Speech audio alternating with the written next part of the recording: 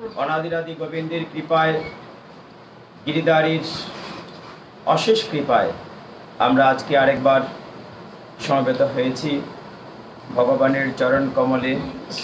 আজকে অত্যন্ত দুর্যোগপূর্ণ দিন। সারাদিন ধরেই বৃষ্টি থেমে থেমে হচ্ছে, সন্ধ্যার পর থেকে প্রচণ্ড বৃষ্টি হচ্ছে। তার মাঝেও ভক্তবৃন্দ সকলেই কৃপা করে চরণ ধরে দিয়েছেন। আজকে একটি বিশেষ তিথিতে আমরা সমবেত হয়েছি আবারও ভগবানের কথা অমৃত আস্বাদন করার জন্য। আজকে যোগিনী একাদশী, আষাঢ় মাসে কৃষ্ণপক্ষের এই একাদশী তিথি অত্যন্ত পুণ্যময়। এই তিথিতে আমরা ভগবানের কথা আলোচনা করব। আমরা ইতিমধ্যে সূচিপত্রতে জানিয়ে দিয়েছি আজকে আমরা একাদশী নিয়ে কথা বলবো। পাশাপাশি যেহেতু জগতের নাথ জগন্নাথের রথযাত্রা সমাগত, জগন্নাথের প্রকট লীলা নিয়ে কিছু কথা বলবো। অনেক ভক্তরাই প্রশ্ন রেখেছেন আমার কাছে যে জগন্নাথ দেবের এই যে চেহারা, আমাদের অনেক দেবদেবীর অনেক রকম চেহারা থাকে, শ্রীরামচন্দ্র বলেন কিংবা যে কোনো দেবদেবীতেই বলেন সকলেরটি অবয়ব আর জগন্নাথের অবয়বে অনেক তফাৎ। হাত নেই, পা নেই, হাত থাকলেও আঙ্গুলি নেই, চোখে পলক নেই, এরকম কেন? ওই বিষয়গুলো নিয়েই অনেক ভক্তরা প্রশ্ন উত্থাপন করেছেন। চেষ্টা করব ওগুলো উত্তর দিতে। একই সাথে আরেকটি বিষয় বলে রাখা ভালো যে জগতের নাথ জগন্নাথের অপ্রাকৃত লীলা, সেগুলো নিয়ে আমরা খুব শীঘ্রই আরেকটি অনুষ্ঠান করতে চেষ্টা করব। দু একদিনের মধ্যেই রথযাত্রা দর্শন নিয়ে কথা বলবো। তো আজকে আমরা একাদশী এবং জগন্নাথের প্রাকট লীলা নিয়ে কথা বলবো। আপনারা সকলেই আমি অধমের জন্য কৃপা করবেন।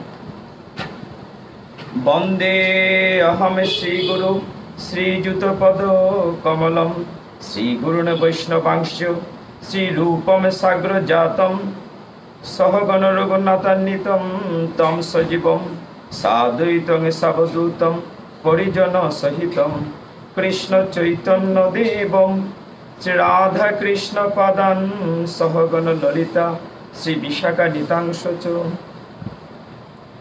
ওম অজ্ঞানতিমিরান্ধস্য জ্ঞানাঞ্জন শলাকয়া চক্ষুরুন্মিলিतं জ্ঞান তস্मै শ্রী গুরুবে নমঃ। হে কৃষ্ণ করুণা সিন্ধু দীনবন্ধু জগৎপতে গোপেশ গোপিকা কান্ত রাধা কান্ত নমস্তুতে। তপ্ত কাঞ্চন গৌরাঙ্গী রাধে বৃন্দাবনেশ্বরী বৃষভানুসুতে দেবী প্রণমামি হরি প্রিয়ে। নম মহাবদান্যায় কৃষ্ণ প্রেম প্রদায়তে কৃষ্ণায় কৃষ্ণ চৈতন্য নাম্নে গৌরতীশে নম। নারায়ণং নমস্কৃত্য নরৈষ্ণৈব নরোত্তমং দেবীং সরস্বতীং ব্যাসং ততো জয় মুদিরয়েৎ। নময়ং বিষ্ণুপাদায় কৃষ্ণ প্রেষ্ঠায় ভূতলে শ্রীমতে ভক্তি বেদান্ত স্বামিনীতে নামিনে। নমস্তে সরস্বতী দেবে গৌরবাণী প্রচারিণে নির্বিশেষ শূন্যবাদী পাশ্চাত্য দেশ তারিণে। বাঞ্ছাকল্পতরুভ্যশ্চ কৃপা সিন্ধুভ্য এব চ পতিতানাং পাবনেভ্যো বৈষ্ণবেভ্যো নমো নমঃ। আমরা কৃপা করে হাত তুলি।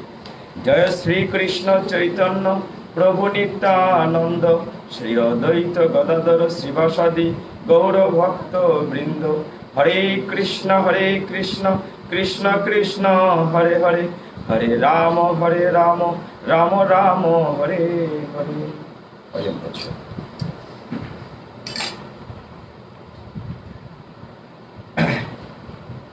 একাদশীর গুরুত্ব শাস্ত্রে ব্রতের মধ্যে সর্বোত্তম দেওয়া হয়েছে। আপনারা সকলেই জানেন যে আমাদের নববিধা ভক্তির কথা, যে শ্রবণম কীর্তনম স্মরণম বন্ধনম, তারপর 10 নম্বর যেটা কথা বলা হচ্ছে সেটা হচ্ছে একাদশী। আমাদের সকল শাস্ত্রের সিদ্ধান্ত যে একাদশী ব্রত 8 থেকে 80 বৎসর বয়স পর্যন্ত সনাতন ধর্মাবলম্বী মাত্রেই সেটি বাধ্যতামূলক, কিন্তু আমরা অনেকে তো সেটি করি না। আমি প্রতিদিন অত্যন্ত বিনয়ের সাথে অনুরোধ করে বলে থাকি যে একাদশী ব্রত শুধুমাত্র যে ধর্মীয় অনুশাসনের জন্যই করতে হবে তা নয়, আমাদের স্বাস্থ্যবিধির জন্য, আমাদের সুন্দর জীবনযাপনের জন্য অত্যন্ত গুরুত্বপূর্ণ হচ্ছে একাদশী ব্রত পালন করা। কেননা আমাদের যে দেহের ভিতরে পরিপাক যন্ত্র আছে, এগুলো যদি প্রতি 15 দিন অন্তর কিছুটা রেস্ট দেওয়া হয় তাহলে তার কর্মক্ষমতা বৃদ্ধি পায়। এই ফাস্টিংটি যেমন প্রয়োজন আছে দেহের জন্য, তেমনি উপবাস একাদশীতে আমরা করি। উপ মানে নিকটে, বাস মানে বসবাস করা। কার নিকটে? অনাদিরাদি গোবিন্দের নিকটে বসবাস করা। একাদশীর দিন হয়তো আমরা প্রায়শই মনে হবে সারাদিনের মধ্যে যে আজকে কেন খাইনি, আজকে কেন পঞ্চশস্য বর্জন করেছি, যে আজকে ভগবানের সাথে উপবাস। উপ মানে নিকটে, বাস মানে বসবাস করা। ভগবানের খুব নিকটে আজকে আমরা বসবাস করার জন্য সারাটা দিন বসছি। তো আজকের রাত্রিটি অত্যন্ত বেশি গুরুত্বপূর্ণ, এই জন্য সন্ধ্যার পরে আমরা বসতে প্রয়াসী হই।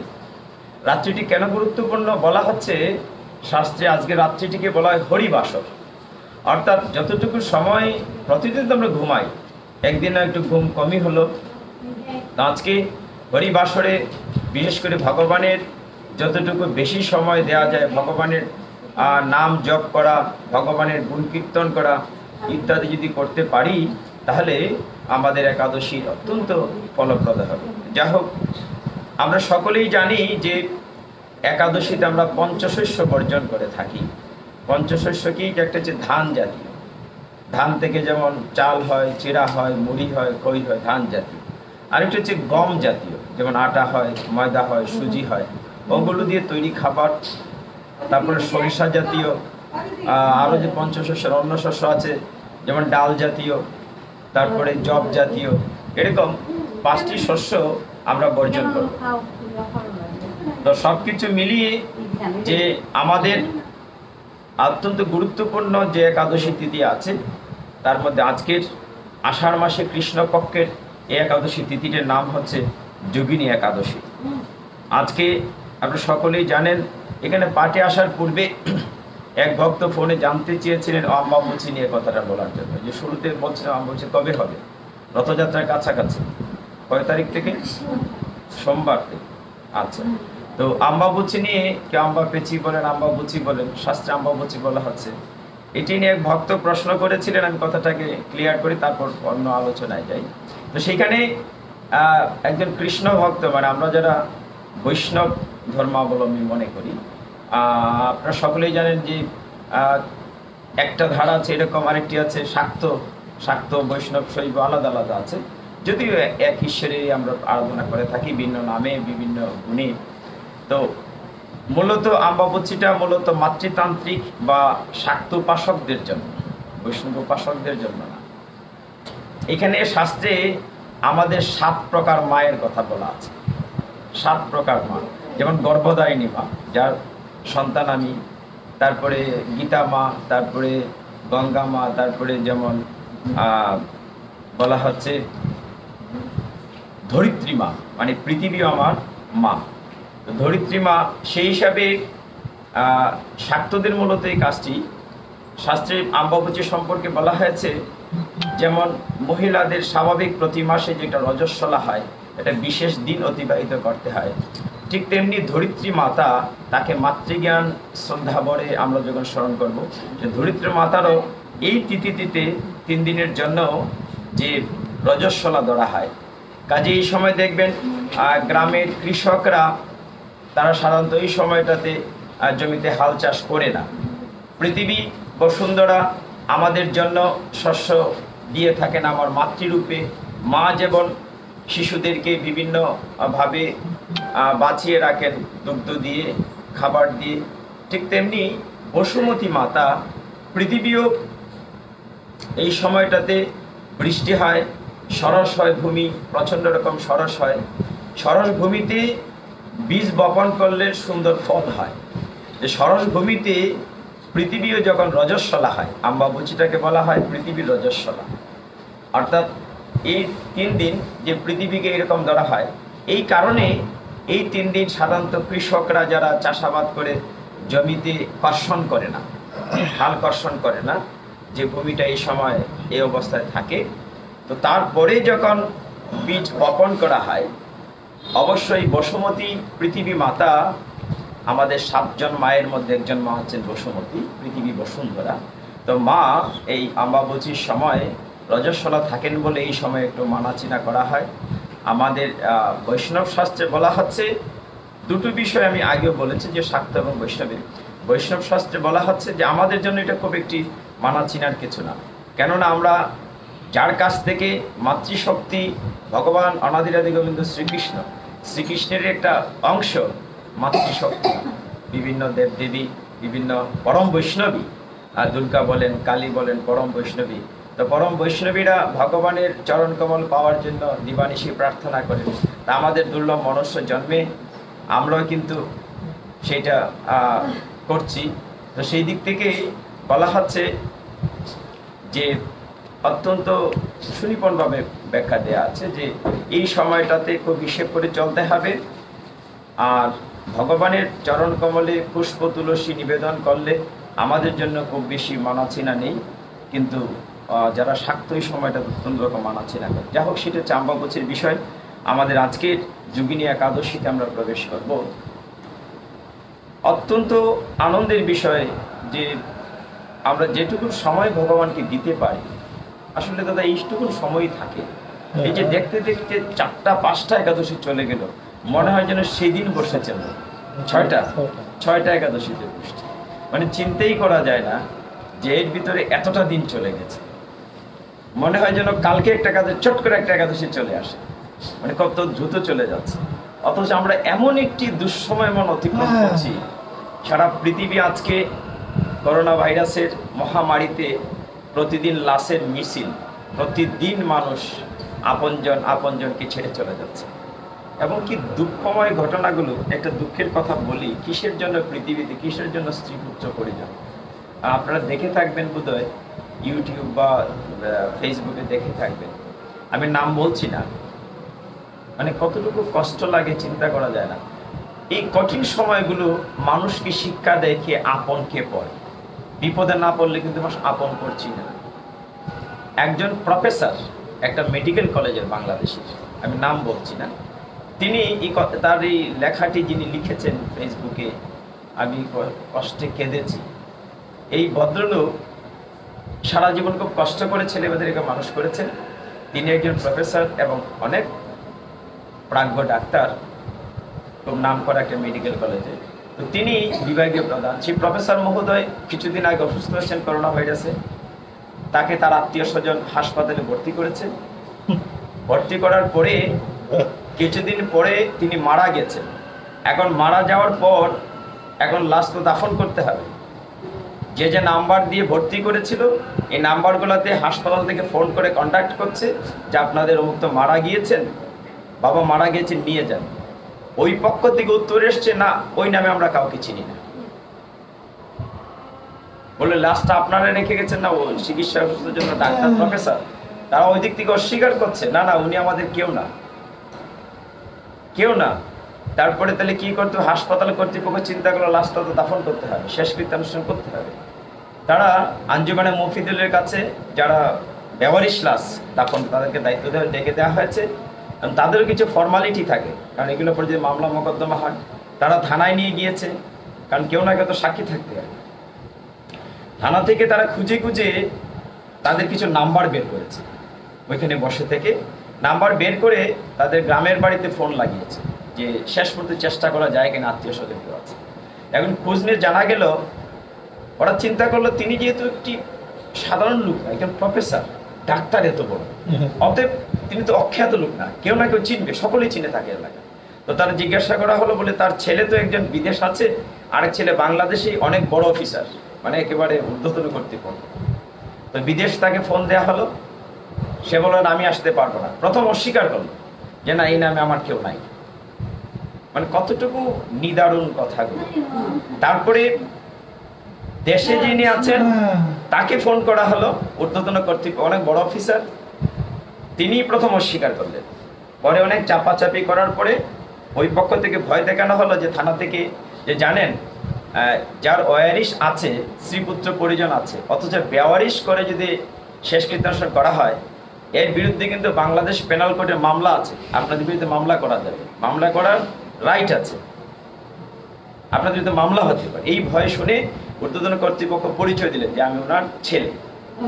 তো ছেলে তো আপনার বাবার লাশ নিয়ে যান, তো বললেন আমি আসতে পারবো না, আসবে না, তো সাক্ষী তো কেউ থাকতে হবে। তারপর তিনি কি করলেন, তার অফিসের একজন পিয়ন পাঠিয়ে দিলেন যে ওকে পাঠিয়ে দিলাম, ও সাক্ষী থাকবে।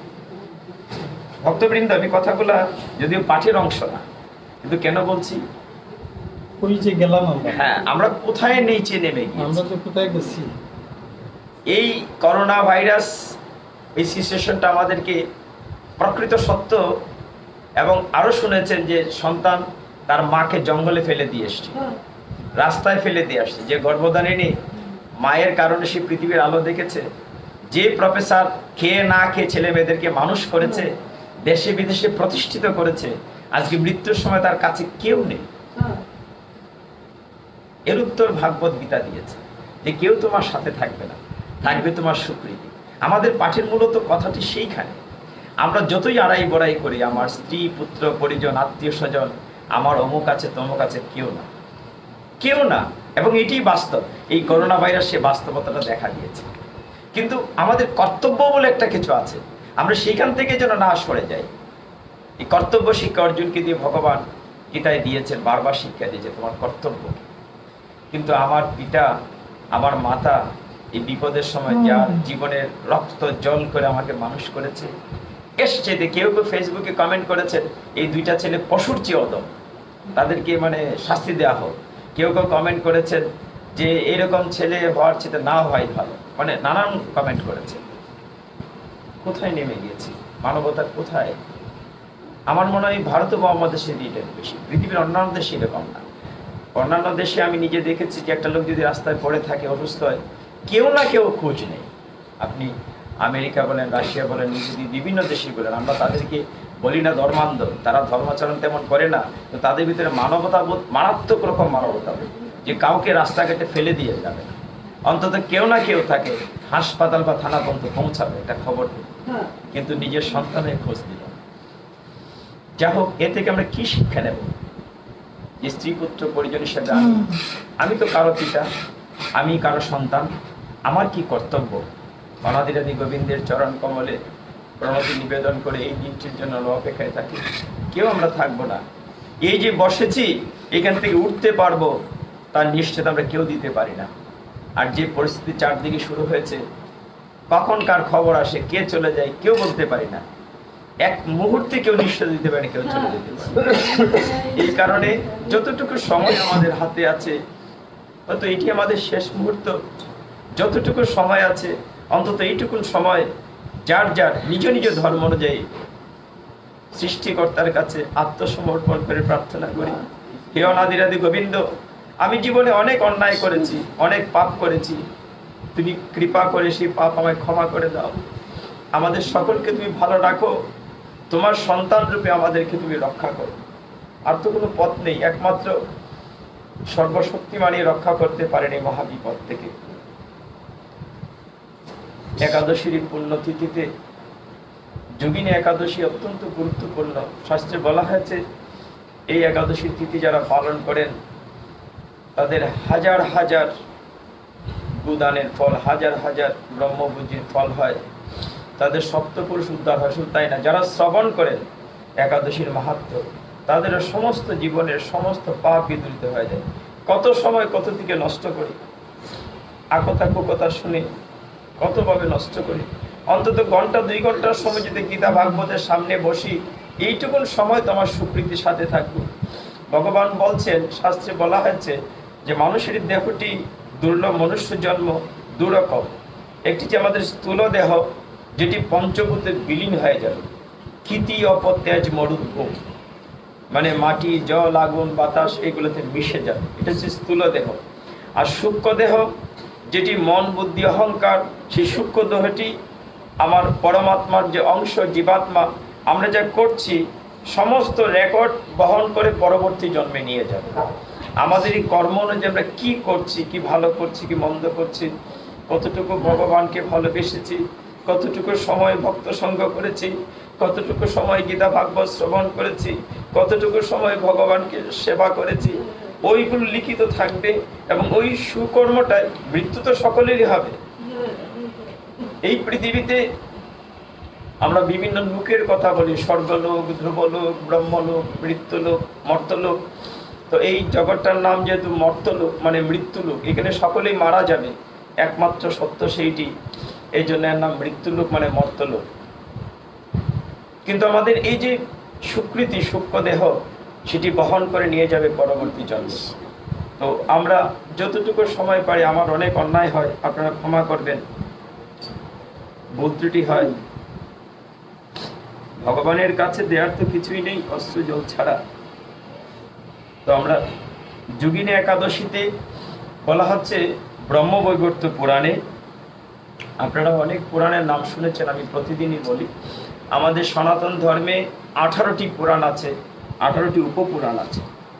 ব্রহ্মপুরাণ, ব্রহ্মবৈবর্ত পুরাণ, স্কন্দ পুরাণ, গরুড় পুরাণ, বায়ু পুরাণ, বিষ্ণু পুরাণ, এরকম করে 18টি পুরাণ আছে।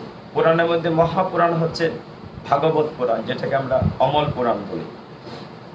আর এর মধ্যে অন্যতম একটি পুরাণ হচ্ছে ব্রহ্মবৈবর্ত পুরাণ। সেই ব্রহ্মবৈবর্ত পুরাণে যুধিষ্ঠির মহারাজ এবং কৃষ্ণ একটি সংবাদ পর্ব আছে। একবার রাজা যুধিষ্ঠির, মহারাজ যুধিষ্ঠির কৃষ্ণকে কি জিজ্ঞাসা করেছেন, হে বাসুদেব, হে বাসুদেব, তুমি কৃপা করে বলো,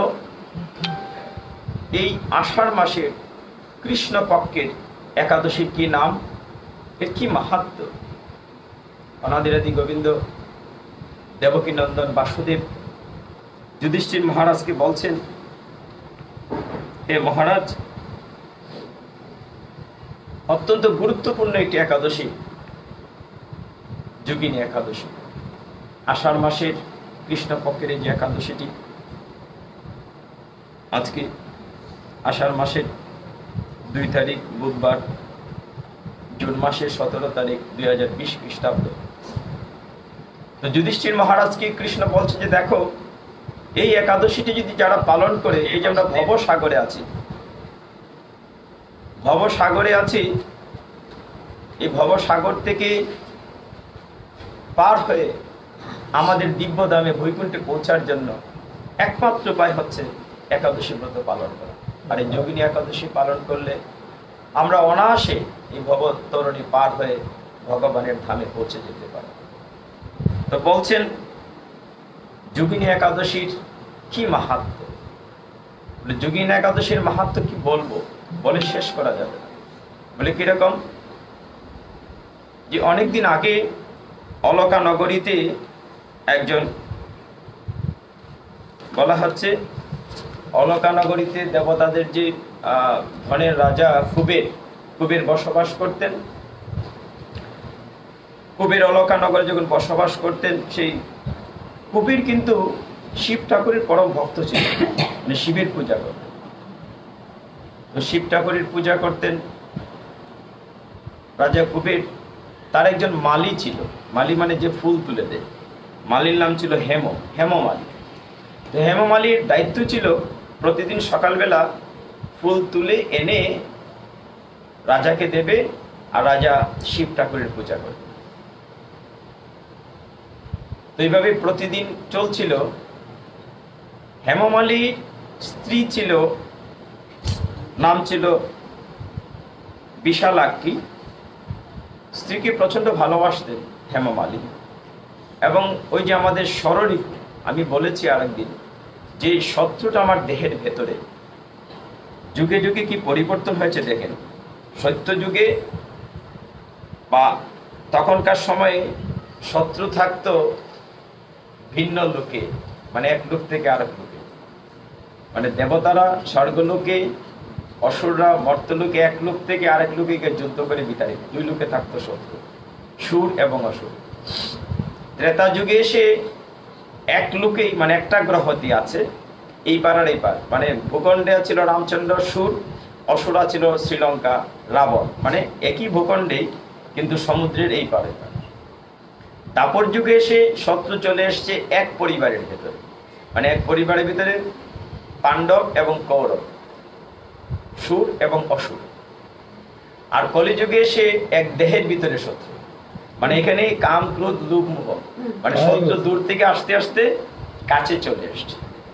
মানে কতটুকু, এই জন্য দেহের ভিতরে কাম ক্রোধ লোভ মোহ মদ মাৎসর্য, এই রিপু, রিপু মানে শত্রুকে দমন করা খুব কঠিন। তো হেমমালী তার স্ত্রী বিশালাক্ষীর প্রতি অসম্ভব রকম দুর্বল ছিল, খুব কামাসক্ত ছিল। তো একদিন শিব ঠাকুরের জন্য ফুল তুলতে যাবে হেমমালী, এমন সময় সকালবেলা তার স্ত্রীর প্রতি তার আসক্তি আসছে, এতটাই কামাসক্ত হয়েছে, সে তার স্ত্রীর সাথে বসবাস করছে, ফুল তোলার কথা ভুলে গিয়েছে। যে দেখেন দেহের ভিতরে শত্রু কিভাবে বিপদগামী করে। কামনা থেকে তার কি হয়েছে, তার এই ভুলে গিয়েছে। ভুলে গিয়ে এদিকে কুবের রাজা অপেক্ষা করছেন যে মালি ফুল নিয়ে আসছে না কেন, আমি তো পুজো করবো। দেখতে দেখতে বেলা গড়িয়ে যাচ্ছে, রাজা অপেক্ষা করে তার একজন লোক পাঠালেন, যাও দেখে আসো তো হেমমালী ফুল নিয়ে আসছে না কেন, আমি শিবের পূজা করব। দেখা গেল রাজার লোক গিয়ে খোঁজ নিয়ে জানলো যে সে তার স্ত্রীর সাথে আনন্দ করছে।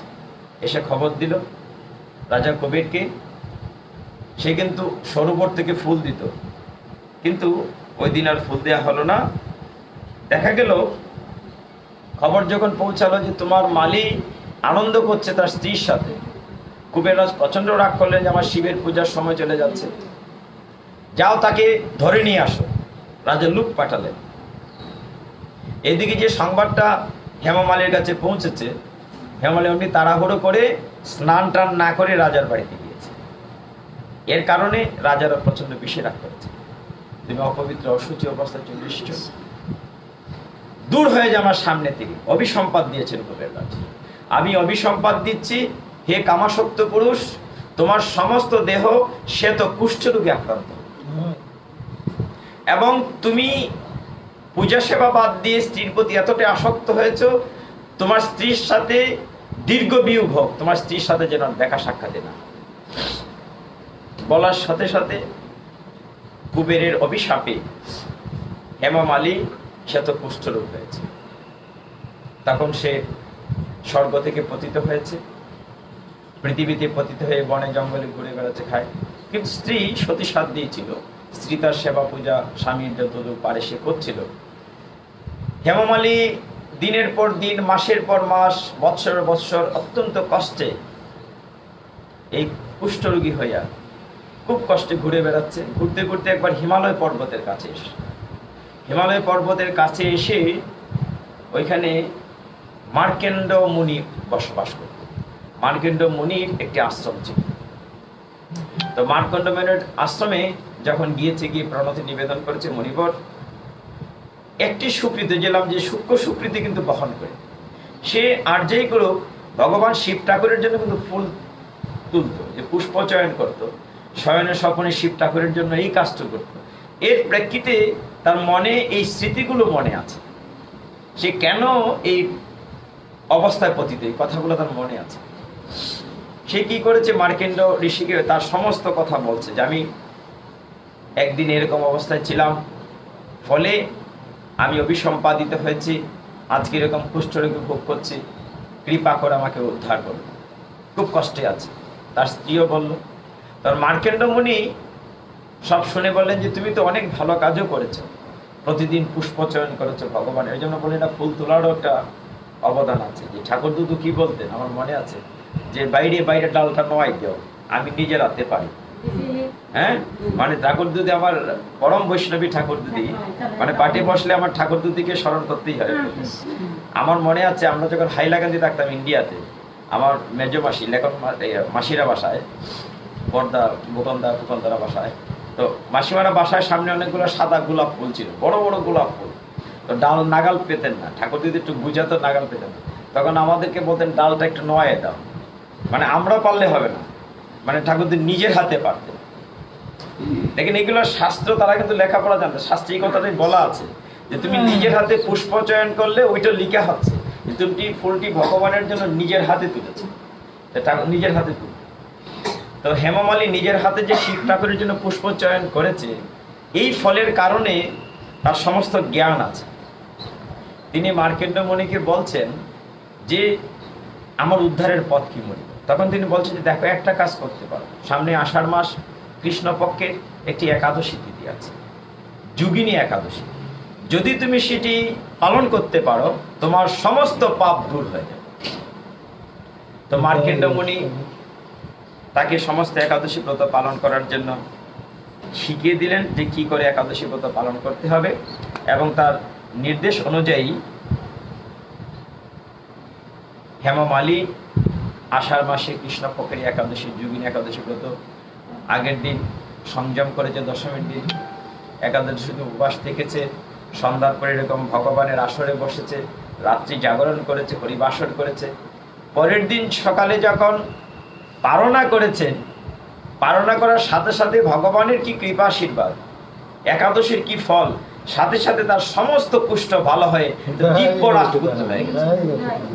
মানে সমস্ত দেহ করে দিব্য রাজপুত্র। আর শুধু দিব্য রাজপুত্র না, তারা স্বামী স্ত্রী আবার মিলিত হয়েছে, দুইজনে আবার কুবেরের কাছে গিয়েছে।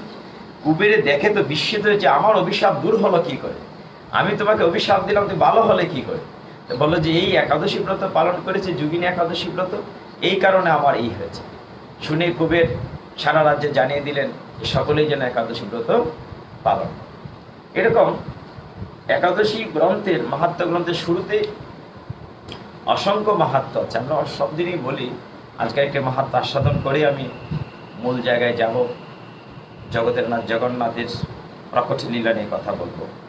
আপনারা কৌশিক নগরের নাম শুনেছেন, এক সময় ভারতবর্ষে।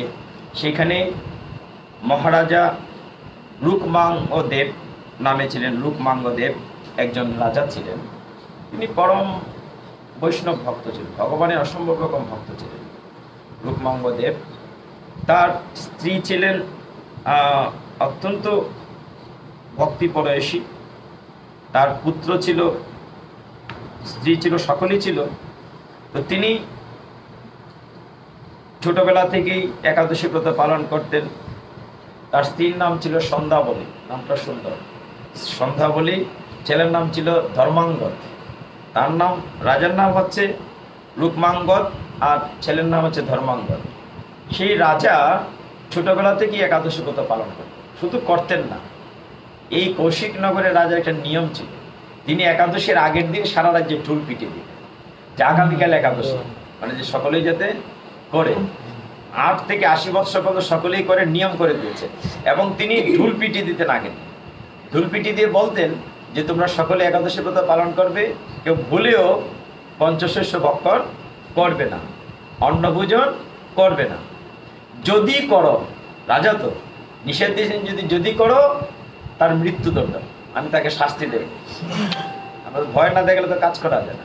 এবং উনি এইটা বলছেন, কেউ যদি আমার আত্মীয়র ভিতরে অপরাধ করে, একাদশী করে না, তাকেও শাস্তি দেওয়া হবে, মানে কাউকে মাফ করা যাবে না। সেই রূপমাঙ্গদের রাজ্যে অত্যন্ত সুন্দরভাবে সকলেই পরম বৈষ্ণব একাদশী ব্রত পালন করেন, চলছিল। এর ফলে কি হয়েছে, একাদশী ব্রত পালন করার ফলে সমস্ত পাপী তাপী উদ্ধার হয়ে যাচ্ছে। এখন ধর্মরাজ্যের যমরাজ, তার ফ্যাকাল্টি খালি হয়ে গেছে, মানে তার তো 28টা সেক্টর আছে, ওইখানের কোনো পাপী নাই, শাস্তি দেওয়ার কেউ নাই। এখন যমরাজের তো চাকরি থাকে না। চিত্রগুপ্ত সে যে মানুষের কাহিনী লিখতো, পাপের জায়গা লিখে আর জায়গা নেই। তারা একদিন গিয়ে ব্রহ্মার কাছে নারদমণি কিনে কান্নাকাটি করছে যে ব্রহ্মা, যে আমাদের তো কোনো চাকরি নাই। যমরাজ বলছে কেন, যে একাদশী ব্রত পালন করার ফলে সকলেই উদ্ধার হয়ে যাচ্ছে, কি করা যায়?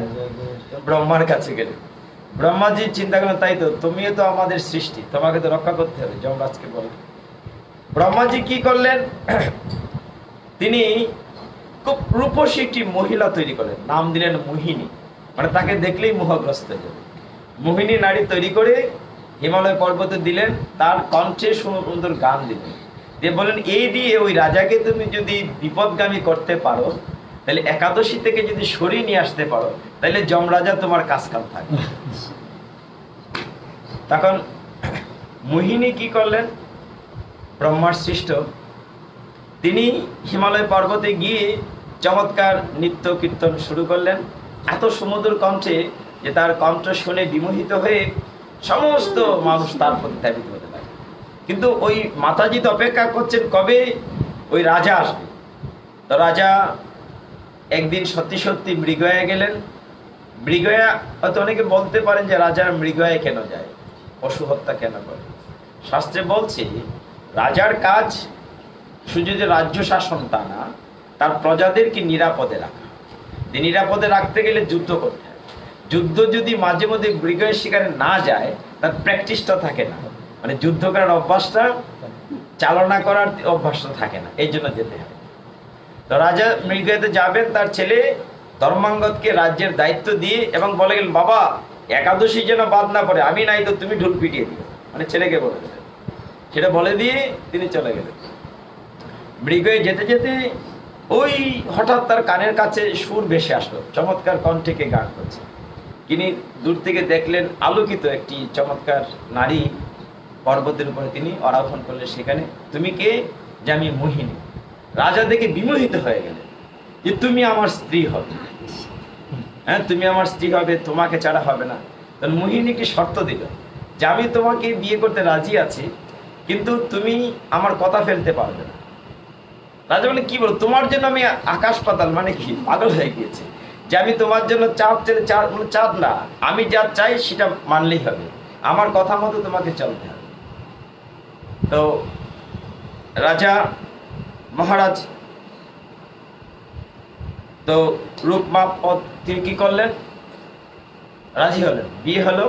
বিয়ে করে বাড়ি নিয়ে আসলেন মোহিনীকে। চলছিল ভালোই।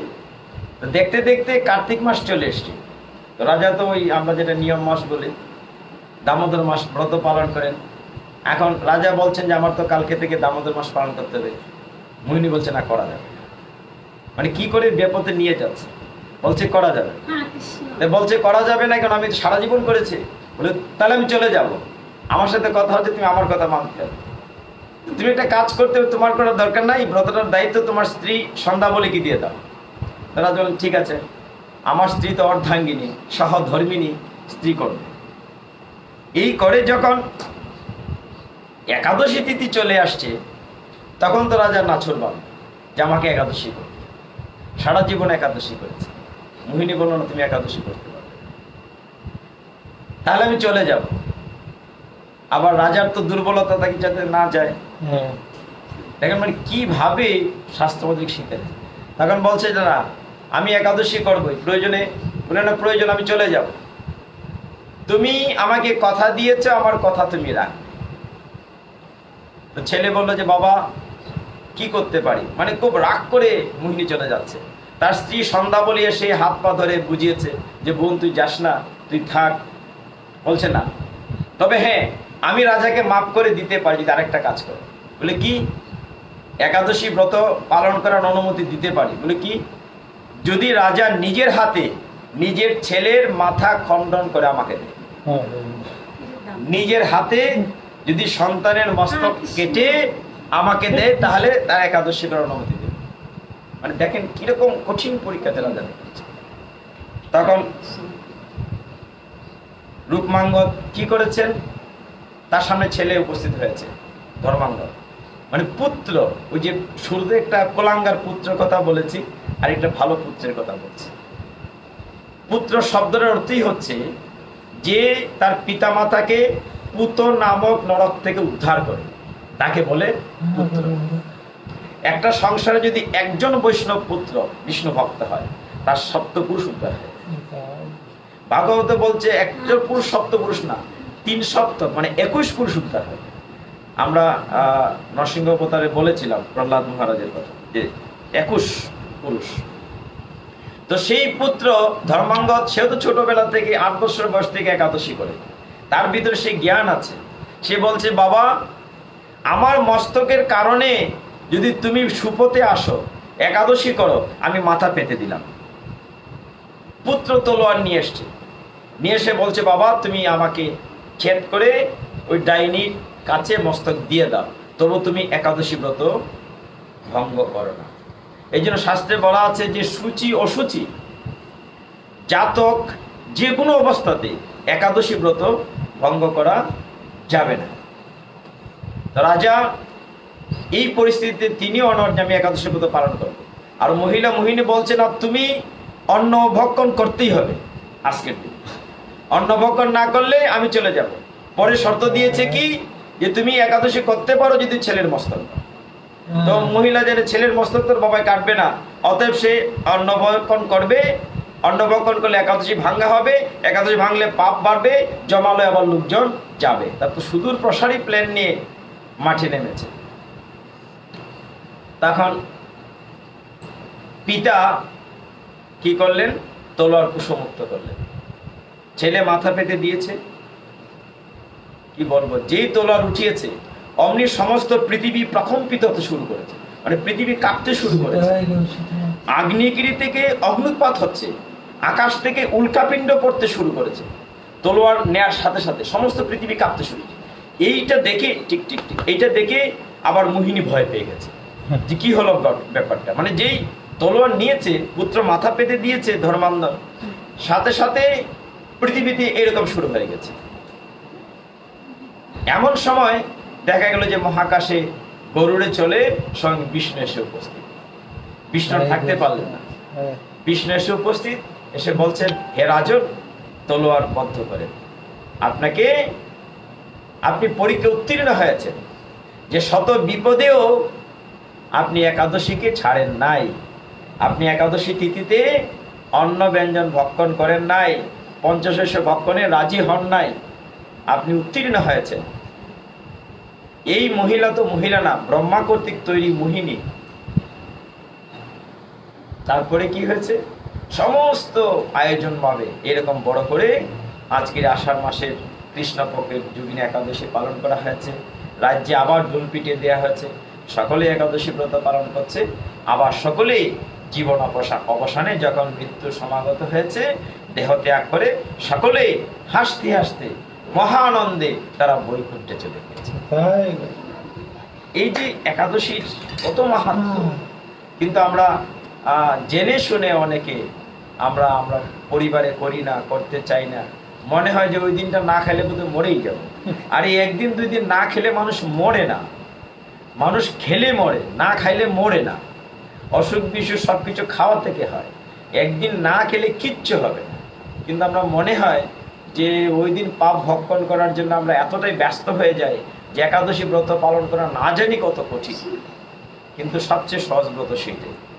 যা হোক, আমরা ফেসবুকে আমরা দিয়েছি, ইউটিউবে যাবে প্রোগ্রামটি, যে আজকে আমরা ভগবান জগন্নাথের কথা আস্বাদন করব। এই কারণে যে রথযাত্রার সমাগত, অনেক ভক্তরা রিকোয়েস্ট করেছেন। শুরুতে বলেছি একটি প্রশ্ন অত্যন্ত সবসময় হয়ে থাকে, আমরা অনেকেই জানি যে জগন্নাথের রূপটা নিয়ে, যে জগন্নাথের রূপটি এরকম কেন। অন্যান্য দেবদেবী, আপনি রামচন্দ্র বলেন, লক্ষণ বলেন, বা যে কোনো দেবদেবী বলেন, সরস্বতী বলেন, কার্তিক বলেন, সকলেরই যে চেহারা কত সুন্দর ষষ্ঠ, কিন্তু জগন্নাথের কিরকম চেহারা, হাত আছে তো আঙুল নাই, পা তো নাই, হ্যাঁ, চোখ দুটি বড় বড়, সারা মুখে মনে হয় দুটো চোখ ছাড়ার কিছুই নাই, চোখের আবার পলক নাই, এই যে আমাদের আই ল্যাশ ওগুলো নেই ভগবান জগন্নাথ। হ্যাঁ, সব সময় ভক্তদের দিকে তাকিয়ে থাকে, বড় বড় চোখ। তো এই নিয়ে অনেকে জানতে চেয়েছেন যে জগন্নাথের এরকম চেহারা কি করে হবে। তো আমরা কিছুটা সময় নিয়ে আপনাদেরকে আমরা ভগবানের সাথে যুক্ত করার চেষ্টা করব। আমরা যেহেতু 1.5 ঘন্টা সময় নির্ধারণ করেছি, তো আমরা জগন্নাথের আজকে সে অপ্রাকৃত আনন্দটুকু আস্বাদন করব। বিশেষ করে যারা সরাসরি লাইভ দেখছেন, সনাতন ধর্মাবলম্বী কিংবা এর বাইরেও যারা দেখছেন, অনেকেই আমাদের সনাতন ধর্মাবলম্বী ছেলে মেয়েদের কাছে প্রশ্ন করে থাকেন, তোমাদের দেবতা এমন কেন, তোমাদের দেবতা এমন কেন। কাজেই আমাদের নিজেদের স্বার্থে এগুলো জানা উচিত, কেন এরকম হল। দুটো কাহিনী আছে, একটি পুরাণে আছে, একটি ভাগবতে আছে। ভগবানের এই রূপটি সবচেয়ে কৃপাময় রূপ, মানে এই কৃপার কোনো শেষ নেই, সবচেয়ে কৃপাময় রূপ হচ্ছে এরকম। তো অনেকদিন আগে সত্যযুগের কথা আপনারা সকলেই জানেন, ভারতের একটি জায়গা আছে উড়িষ্যা।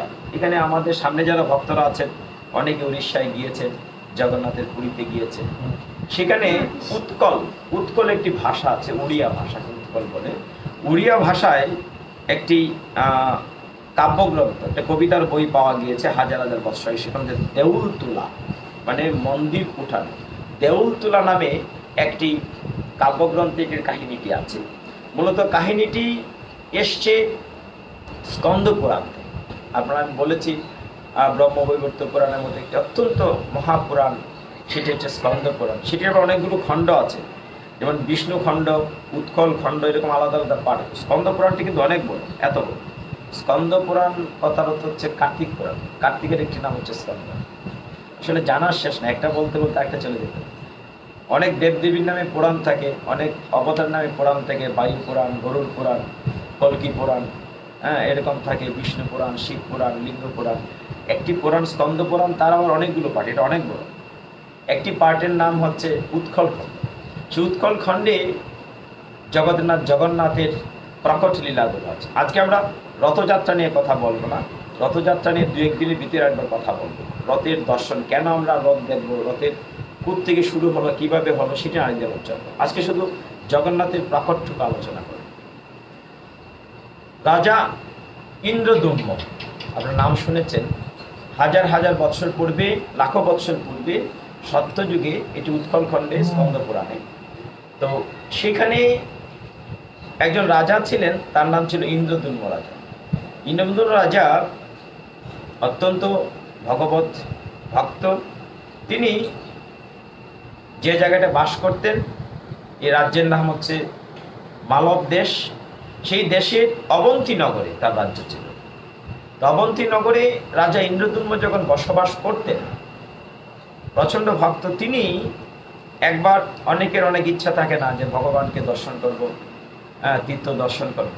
তো সেই রাজার একটি প্রচণ্ড রকম একবার ইচ্ছে হলো যে চর্মচক্ষু দিয়ে, মানে আমাদের এই নয়ন দিয়ে তিনি ভগবানকে দেখতে চাইলেন, যে ভগবানকে আমি কি করে দেন। আপনারা যারা মহাভারত সিরিয়াল দেখেছেন, মহাভারতের শেষে যখন ভগবান শ্রীকৃষ্ণ দাপর যুগের শেষে দেহ রাখেন, তাকে যখন অর্জুন যুধিষ্ঠির শেষ কৃষ্ণানুষ্ঠান করেন, ওই যে বেদের তীরে যখন কৃষ্ণ দেহ রাখেন, তারপরে তার দেহটা শেষ কৃত্যানুষ্ঠান করার পরে একটি নীল পাথর হয়ে যায়, নীল একটা নীলমণি হয়ে যায়। নীলমণিটা জলে ভাসিয়ে দেওয়া হয়, আপনি দেখেছেন কিনা। সেই নীলমণিটা ভাসতে ভাসতে একটা পর্বতের গুহায় গিয়ে নীল মাধব রূপে আবির্ভূত হয়। নীল মাধব, ভগবানের তখন নামটি হয় নীল মাধব। যে ওইটাতে গেলে অনেক সময় লাগবে, আমরা ওই জায়গাটা। নীল মাধব রূপে ভগবান তখন পৃথিবীতে আছে। রাজা ইন্দ্রদুম্ন, অবন্তী নগরের রাজা, তিনি কি করলেন, চিন্তা করলেন যে পৃথিবীতে বা পৃথিবীর কোথাও না কোথাও কোন গ্রহ না গ্রহান্তরে ভগবান সজীব আছেন। আমি সজীব ভগবানকে নিজের চোখে দেখতে চাই। কে দেখেছো বলো, এবং কোথায় কিভাবে যেতে হবে। মানে সারা রাজ্যে তিনি ঘোষণা করে দিয়েছেন। তখন রাজার যে মন্ত্রী আছে, তিনি সমস্ত তীর্থযাত্রীকে ডেকে নিয়ে আসছেন। কারণ এটা তো যারা হাতে ঘাটে মাঠে না যায়, আগে তো হয়তো গাড়ি ঘোড়া ছিল না, সারা পৃথিবী হেঁটেই ভ্রমণ করতো মানুষ। তো যারা তীর্থযাত্রী ছিলেন, তারা সকলে রাজবাড়িতে এসছেন। তো সকলকে ডেকে রাজার যে পুরোহিত, তিনি জিজ্ঞাসা করছেন, আপনারা কি নিজের চোখে কেউ দেখেছেন ভগবান কোথায় আছেন, এবং সেটা কোথায়? আমাদের রাজা ভগবানকে নিজের চোখে দেখতে চান। কত লোক আসলে কেউ বলতে পারে। একজন তীর্থযাত্রী এসে বলল, অনেক দূরে, খুব দূর, মানে দুর্গম রাস্তা, কঠিন জঙ্গল টঙ্গল পার হয়ে যদি যেতে পারেন, ওইখানে নীল মাধব নামে পাহাড়ের গুহায় ভগবান, মানে সতেজ বিগ্রহ আছে, নিজে বিগ্রহ রূপে না, নিজে আছে। কে যাবে সেখানে? মানে রাস্তাটা তো কেউ জানে না। ওই তীর্থযাত্রী বলল, বর্ণনা বললো যে আমি বৃদ্ধ হয়ে যেতে পারবো। তাই বর্ণনা দিচ্ছি, যেইভাবে গহীন জঙ্গল পার হয়ে যেতে হবে, গেলে পরে একটা সবর পল্লী পাওয়া যাবে, পল্লী পার হওয়ার পরে একটি সরোবর পাওয়া যাবে, কুণ্ডর তীরে একটি গাছ পাওয়া যাবে, গাছের উল্টো দিকে পশ্চিম দিকে একটা রাস্তা পাওয়া যাবে, ওই দিকে, মানে সে বর্ণনা দিয়েছে। বর্ণনা শুনে রাজপুরোহিতের ছোট ভাই, তার নাম হচ্ছে বিদ্যাপতি, মানে জানার আছে অনেক কিছু। বিদ্যাপতি রাজার কাছ থেকে অনুমতি নিল যে আমি নীলমাধবকে খুঁজে দেখি এবং গিয়ে যখন জানতে পারবো কোথায় আছে এসে আপনাকে বলবো কি করে আপনি পাবেন। এটা চিন্তা করে দেখা গেল বিদ্যাপতি রওনা হলেন, তার সাথে লোকজন দেয়া হলো, ডাকডুল দেয়া হলো, তার সাথে সৈন্য সামন্ত দেয়া হলো। বিদ্যাপতি হেঁটে রওনা হলেন, কিছুটা রথে কিছুটা হেঁটে এইভাবে যেতে যেতে রওনা হলেন কোথায়? ভগবান নীলমাধবের সাক্ষাৎ কোথায় আছে? গহীন জঙ্গল, দুর্গম রাস্তা, পাহাড়। ওই তীর্থযাত্রী যেরকম বিবরণ দিয়েছিলেন ঠিক ওরকম রাস্তা পার হয়ে হয়ে এক জায়গায় গিয়ে দেখলেন গহীন জঙ্গল শেষ, আরো দুর্গম রাস্তা, একটি নদী ঠিকই আছে। নদী পার হলেন, ওই পারে গিয়ে আবার গহীন জঙ্গল দেখলেন। সেখানে দেখলেন ওই যে একটা সরোবর বলছিলেন, যে দেখা গেল যে সেখানে একটি সরোবর, সরোবরের তীরে একটি মন্দির, মন্দির উল্টা দিকে সরোবরের তীরে একটি বৃক্ষ। বৃক্ষতে বিদ্যাপতি দেখলেন একটি কাক বসা আছে। কাকটি জলে পড়া মাত্র দেহটা চলে গেল, সাথে সাথে একটি চতুর্হাত মানে দেবতার রূপ, যেটা আমাদের বলি যে মূল যে রূপে আমরা আসছি সে রূপে যাব, তার দেহটি কাক থেকে একটি চতুর্ভুজ রূপ বিষ্ণুদূতের মতো চেহারা হলো এবং সাথে সাথে বৈকুণ্ঠে চলে গেল। এটা দেখে বিদ্যাপতি ভাবলো তাহলে তো আমারও বেঁচে থেকে লাভ নেই, আমি যদি গাছের লাভ দিয়ে ওই জলে পড়ে যাই, ওই কুণ্ডে পড়ে যাই, তাহলে আমার তো জীবনটা সে, আমি যে জায়গায় সারা জীবনের সাধনা বৈকুণ্ঠে যাব, ভগবত ধামে যাবে, সেটা হয়ে যাবে। সে চলে যাবে, গাছে উঠছে, এমন সময় শুনতে পেল কিসে কীর্তনের আওয়াজ, মানে ধ্যান জুলা কীর্তন বাজতেছে, রাত্র হয়ে যাচ্ছে। সে তখন কে যেন বলছে, দৈববাণী হচ্ছে, তুমি যে পরে বৈকুণ্ঠে যাওয়ার জন্য গাছে উঠেছ, হ্যাঁ তুমি কুণ্ডে আত্মাহুতি দেবে, তোমার না দায়িত্ব আছে, তুমি না গিয়ে আবার রাজাকে সংবাদ দিতে হবে, তুমি মরে গেলে নীলমাধবের সন্ধান কে দেবে? নীলের সন্ধান তো কে দেবে? তোমাকে এখন মরলে চলবে না। সন্ধ্যা হয়ে যাচ্ছে, এক জায়গায় একটা হালকা কীর্তনের শব্দ শুনছে। শুনে বিদ্যাপতি ওই জঙ্গলের ভিতর দিয়ে হাঁটতে হাঁটতে গিয়ে থেকে দূরে একটি গ্রামের মতো দেখা যায়, মানে একটা শবরপল্লী বলা হয়। শবরপল্লী মানে খুব নিচু জাত বা মনে করো যে নিম্ন বর্ণের যারা, ওরকম বলা হচ্ছিল শাস্ত্রে। শবরপল্লীতে দেখলো হারিকেনের বাতি মিট মিট করে জ্বলছে, তারা সকলে আনন্দ করছে। ওইখানে গেল বিদ্যাপতি, তৃষ্ণার্ত, ক্ষুধার্ত, ক্লান্ত, গেল পর তার সাথে আর তখন কেউ নাই, মানে এত দূর হাঁটতে হাঁটতে কেউ টিকল না। বিদ্যাপতি ওই বাড়িতে গিয়ে বারান্দায় দরজার সামনে পড়ে গেল। তো ওই বাড়িতে ওই পল্লীর যিনি মোড়ল ছিলেন তার নাম বিশ্বা বসু। তো বিশ্বা বসু হচ্ছেন শবরদের লিডার, শবর পল্লীর। তিনি কি করলেন, তাকে ভিতরে নিয়ে গেলেন। তার একটি মেয়ে ছিল, মেয়েটির নাম হচ্ছে ললিতা। এই বিশ্বা বসুর মেয়ের নাম ছিল ললিতা। ললিতাকে দায়িত্ব দেয়া হলো। এখন দেখা গেল যে বিদ্যাপতি দেখে বুঝলো যে তিনি ব্রাহ্মণ সন্তান। ব্রাহ্মণ সন্তান শ্রদ্ধা করে তার সেবা শুশ্রূষা করা হলো, তাকে সুস্থ করা হলো। তারপরে বিশ্বা বসু বলো যে বিশ্বা বসু বাড়িতে বিদ্যাপতি থেকে গেলেন, ললিতার পানি গ্রহণ করলেন, তারা স্বামী স্ত্রী হলেন, তার মেয়ের জামাই বাড়িতে থাকলেন। বিদ্যাপতির মনে তো ঘুরে ঘুরে সেইটাই যে নীলমাধবের সন্ধান আমাকে পেতে হবে, আমি তো ওই কাজে এসেছি রাজার। তিনি কি করলেন, একদিন তার স্ত্রী ললিতাকে বললেন, আচ্ছা তোমার বাবা প্রতিদিন মধ্যরাতে বেরিয়ে যান, মানে রাত্রিবেলা বেরিয়ে যান, সারা রাত বাড়িতে থাকেন না। পরদিন যখন দুপুরে আসেন তার শরীর থেকে সুঘ্রাণ বেরোয়, কর্পূর পুষ্পরেণু লেগে থাকে, তোমার বাবা কোথায় যান? মানে ললিতাকে তার স্বামী বিদ্যাপতি তার স্ত্রীকে জানতে চাইল, নিষেধ দেয়া ছিল। ললিতা বলছে সেটা বলা যাবে না, যে তুমি আমার সহধর্মিনী, তুমি যদি না বলো আমি কার কাছ থেকে জানবো, এনার থেকে তুমি বলো। একদিন, 2 দিন, 3 দিন বললো যে আমার বাবা অনেক দূরে নীল মাধব ভগবান স্বয়ং মানে দেহ নিয়ে ওইখানে প্রকটিত আছেন। ওর ফলে এর ফলে ওইখানে বাবা প্রতিদিন পূজা দিতে যান এবং পূজা দিয়ে পরের দিন আসেন। এই জন্য তার দেহে গায়ে বলে ফেলছে। পরের দিন যখন এসে বাবা শুনে খুব রাগ করেছে যে তুমি তো সেটা বলার কথা না মা, তুমি এটা বললে কেন? বলছে যে বাবা এখন কি করব, আমি তো স্বামীর আজ্ঞা আদেশ লঙ্ঘন করতে পারি, আমি তো পাপিনী হয়ে যাব।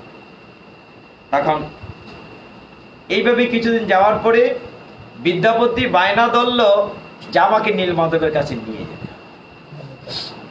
ললিতা বলল তা সম্ভব না, তুমি যেভাবেই হোক বাবাকে রাজি করাও। বিশ্বাবসু শুনে প্রচন্ড রাগ করলেন, এক পর্যায়ে রাজি হলেন। কি করা যাবে, মেয়ের জামাই তো, তোমাকে নিয়ে যাব নীলমাধবের কাছে, কিন্তু শর্ত আছে, চোখ বেঁধে যেতে হবে। মানে চোখ বেঁধে যেতে হবে, তোমাকে নিয়ে যাব। নীলমাধব দেখতে চেয়েছো নীলগিরি পর্বতে, তোমাকে নিয়ে যাব, কিন্তু চোখ বেঁধে যেতে হবে। বিদ্যাপতি রাজি হল, ঠিক আছে আমি এমনিতেই যাব।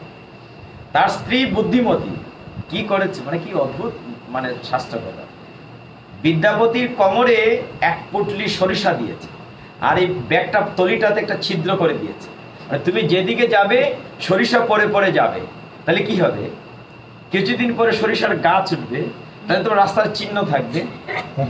চোখ বাঁধা হয়েছে তো কি হয়েছে। ললিতা কি করেছে, কোমরে মানে একটা পুতলা বেঁধে সরিষা দিয়ে, ওটা বাবা দেখেনি, বিশ্বাবসু দেখে, বিশ্বাবসুকে লুকিয়ে সরিষা দিয়েছে ললিতা।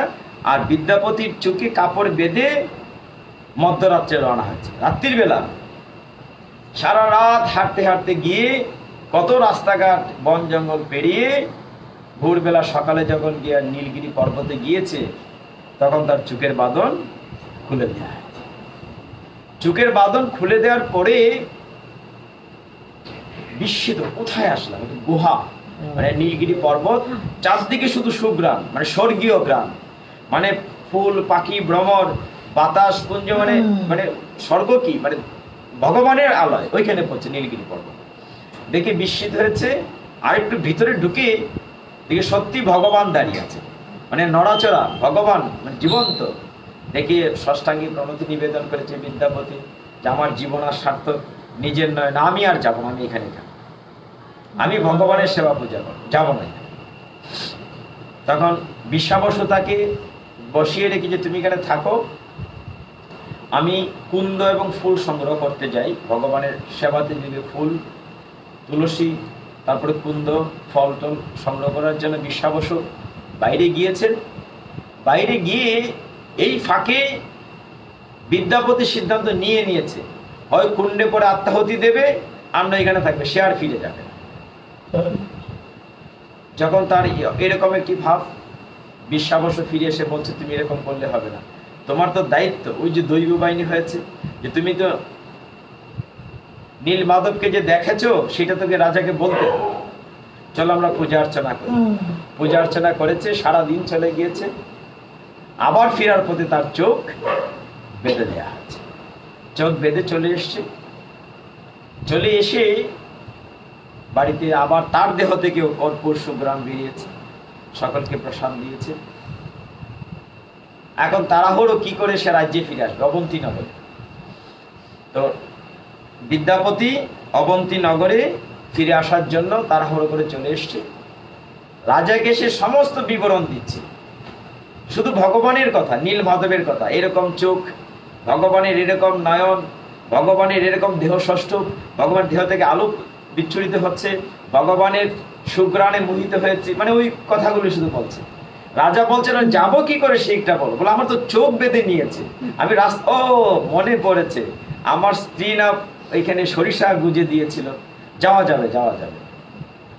রাজা কি করেছেন, সৈন্য সামন্ত নিয়ে তৈরি হয়েছে, তৈরি হয়ে ডাকডুল পিটিয়ে এখন রাস্তার দিকে জঙ্গল বের হয়ে যখন গেলেন, তখন দেখেন সরিষার গাছ লাইন ধরে উঠেছে, মানে সরিষার গাছের লাইন দেখে দেখে তারা যেতে যেতে ওই নদী সমুদ্র পার হলেন, কুণ্ড পার হলেন, গাছ পেরলেন, মন্দির পার হলেন, গিয়ে গহীন জঙ্গলে গিয়ে দেখলেন সেই নীলগিরি পর্বত। রাজার মনে কি আনন্দ যে ভগবান তুমি বোধহয় আমার মনোবাঞ্ছা পূর্ণ করেছো, আজকে আমি নিজের নয়নে তোমাকে দেখতে পাবো। কিন্তু দুর্ভাগ্য, যেই ভিতরে গিয়েছেন দিকে দেখলেন বেদী আছে কিন্তু নীলমাধব নাই, নীলমাধব অদৃশ্য হয়ে গিয়েছে। রাজা ভাবলেন ওই বিশ্বাবসু হয়তো মূর্তি সরিয়ে দিয়েছে। রাজা এসে ওই শবরপল্লী অ্যাটাক করলেন, মানে আক্রমণ করলেন, ওদেরকে বন্দি করলেন, শবরকে, বিশ্বাবসুকে, যে তুমি নিশ্চয়ই নীলমাধবকে। রাজাকে ভগবান স্বপ্নে দেখালেন যে না, ওকে তুমি মেরো না, আমি তোমাকে দারু ব্রহ্মরূপে দেখা দেব। দারু মানে কাঠ, দারু ব্রহ্মরূপে তোমাকে দেখা দেব, তুমি নীলমাধব রূপে দেখতে পাবে না। কিছুদিন পরে সমুদ্রে নির্দিষ্ট একটা জায়গা দিলেন, জায়গাটির নাম হচ্ছে বঙ্কিমোহান। যে বঙ্কিমোহান নামক স্থানে আমি আসবো কাষ্ঠরূপে, আমাকে তুমি উঠাই নেবে। যথারীতি রাজা গিয়েছেন, অপেক্ষা করছেন, তুমি রথ নিয়ে আসবে, নিয়ে যাও, স্বর্ণের রথ নিয়ে আসবে। অনেক দূর থেকে কাষ্ঠখণ্ড ভেসে আসলো, এটার মধ্যে শঙ্খচক্র গদাপদ্ম চিহ্ন আছে, কিন্তু এই কাষ্ঠখণ্ড উঠাবে দূরে, তাকে নড়াতেই পারছে না, রথে উঠাতে পারছে না। রাজা আবার কান্নাকাটি শুরু করেছেন। ইন্দ্রদ্যুম্ন মহারাজ, আমি কি করে নেব? বললেন যে ওই যে শবরপল্লীর বিশ্বাবসু থাকে, খবর দাও, সে না ধরলে সেটা রথে উঠবে, সে আমার মূলত পরম ভক্ত। খবর দেওয়া হলো, ললিতাকে খবর দেওয়া হলো, আদেশ হলো, রাজাকে বলল যে তুমি চরণে ধরবে আর দেহে ধরবে বিশ্বাবসু। রথে উঠানো হলো, রাজবাড়িতে নিয়ে আসা হলো। এখন এই কাঠের টুকরা, এটা থেকে মূর্তি প্রকট না করলে সেবা পূজা করবে কি করে? রাজ্যে আবার ঘোষণা করা হলো চুতার, চুতার মানে মিস্ত্রি, সকলকে ডাকো। রাজা পুরস্কার ঘোষণা করলেন, দেশ বিদেশ থেকে কত চুতার আসলো, বাটাইল ধরবে কি, হাতুড়া বাটাইল ভেঙ্গে চৌচির হয়ে গেল। হাতুড়া বাটাইল পোতাতেই পারে না, টাচ করতেই পারে না, মূর্তি বানাবে কি? অনেকদিন করে রাজার আবার মন খারাপ, তিনি কুশাসনে শুয়ে যেন আমি আর জীবন রাখবো। ভগবান নীলমাধব রূপে আমাকে দেখা দেও নাই, দারু ব্রহ্ম রূপে দেখা দিচ্ছে না, মূর্তি তৈরি করতে পারছে, আমি কি করব? তখন দেখা গেল কি, দারু ব্রহ্ম তৈরি করার জন্য অনন্ত মহারানা নামে একজন বৃদ্ধ, ধুতি পরে একজন বৃদ্ধ চুতার, চুতার মানে মিস্ত্রি, এসে বলল, রাজন, আমি তোমার মূর্তি তৈরি করি, নাম হচ্ছে অনন্ত মহারানা। রাজা বলেন, জোয়ান জোয়ান মিস্ত্রি করতে পারে নাই, তুমি? বলে, আমি করতে পারবো, নিশ্চয় থাকো, তোমার একটা শর্ত আছে। শর্তটি কি? শর্তটি হচ্ছে আমি দরজা বন্ধ করে কাজ করব, 21 দিন এর ভিতর দরজা খুলতে পারবে না, যদি খোলো তাহলে কিন্তু তোমার কাজ হবে না। রাজা বলেন, ঠিক আছে, করো। অনন্ত মহারানা দরজা বন্ধ করলেন। আমি একটু সংক্ষেপ করছি, আমার ঘড়ির কাঁটা ঘুরে যাচ্ছে, 9টা 8 বাজে, 7 বাজে, 9:30টার পর শেষ করতে হবে। তো অনন্ত মহারানা ভিতরে হাতুড়া বাড়ায় টুকটাক করে বিগ্রহ তৈরি করছেন। দিন যেতে যেতে 2 সপ্তাহ চলে গিয়ে 3 সপ্তাহ সময় নিয়েছেন, 2 সপ্তাহ চলে গিয়েছে। রাজার আর তর শুনছে না যে কবে বিগ্রহ হবে, কবে দেখবো নীলমাধবকে। তখন আবার এই দরজার ভিতরে আওয়াজও শোনা যাচ্ছে না, হাতের বেলা একটা আওয়াজ আছে না, এই দিনের বেলা যে আওয়াজের কারণে পাঠ করি না, ওই আওয়াজটা যখন বন্ধ হয়ে গেল, রানী উৎসাহ দিলেন, আচ্ছা যাও। রানীর নাম কিন্তু গুন্ডিচা। রানী উৎসাহ দিলেন, কিন্তু মন্ত্রী নিষেধ করেছিলেন যে রাজা মশাই সময় হয়নি। রাজারও মন সইছে না, আওয়াজ শোনা যাচ্ছে না, ভিতরে বুড়া বেটা আছে না মরে গেছে, আছে না মরে গেছে, চলো দেখি কি হয়েছে। ভগবান জগতের নাথ জগন্নাথ যেই রাজা দরজা খুললেন, দিন পূর্ণ হওয়ার আগে দেখা গেল মিস্ত্রি নাই, হাত রাবাল নাই, কিছুই নাই। 3টি কাষ্ঠখণ্ড থেকে 3টি অর্ধ বিগ্রহ তৈরি হয়েছে। বিগ্রহ কি, বিগ্রহের হাত যেরকম মুষ্টি মুষ্টি এরকম আমরা সিয়ার মতো যে থাকে, আঙ্গুল নাই, পা তো হয়েই নাই, চোখ দুটি বড় বড়, মানে অসম্পূর্ণ বিগ্রহ রাজার হিসেবে। রাজা তো চিন্তা করেন, হে ভগবান, আমি কত বড় অপরাধী, আমি ধৈর্যের পরীক্ষায় উত্তীর্ণ হতে পারলাম না, দিন পূর্ণ হওয়ার আগেই আমি দরজা খুলে ফেললাম, দেখা গেল অনন্ত মহারানা, মিস্ত্রিও নেই, আমার অপরাধ হয়েছে। রাজা কুশসজ্জায় শুয়ে বলেন, না আমি আর এই জীবন রাখবো না, আমার অপরাধ হয়েছে। ভগবান স্বপ্নে আদিষ্ট করলেন, হে মহারাজ, আমি এই রূপেই জগৎবাসীকে সবচেয়ে বেশি কৃপা করব। আমার নাম হবে জগন্নাথ, আমি জগতের নাথ হব। তুমি আমার হাত নাই দেখছো না, আমি এই হাত দিয়ে সমস্ত ভক্তের নিবেদন আমি গ্রহণ করব। আর চোখ দেখছো বড় বড়, আমি পলক ফেলবো না, বড় বড় চোখে অপলক দৃষ্টিতে যারা আমার প্রকৃত ভক্ত, যারা আমাকে একবার দর্শন করবে, যারা রথের উপরে একবার দর্শন করবে, শাস্ত্র বলছে রথে চ বামনং দৃষ্টা পুনর্জন্ম ন বিদ্যতে। আমি এই ব্যাখ্যাটি রথের নিয়ে আলোচনা করার দিন দেবো, আজকে সংক্ষেপ ব্যাখ্যাটি দেব না। তো ভগবান বলছেন তাকে, রাজাকে, যে এই রূপটি আমার সবচেয়ে উত্তম রূপ, তুমি এই রূপে আমাকে পূজা করো। তবে একটি কথা আছে, তুমি মন্দির তৈরি করো, ব্রহ্মাকে দিয়ে অভিষেক করা।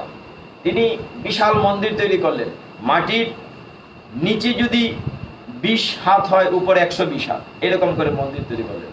ভগবান প্রতিষ্ঠা করবেন, গেলেন ব্রহ্মলোকে। ব্রহ্মলোকে গিয়ে সেখানে ব্রহ্মাকে জাগালেন যে ব্রহ্মাকে দিয়ে দেবতা প্রতিষ্ঠা করাবেন।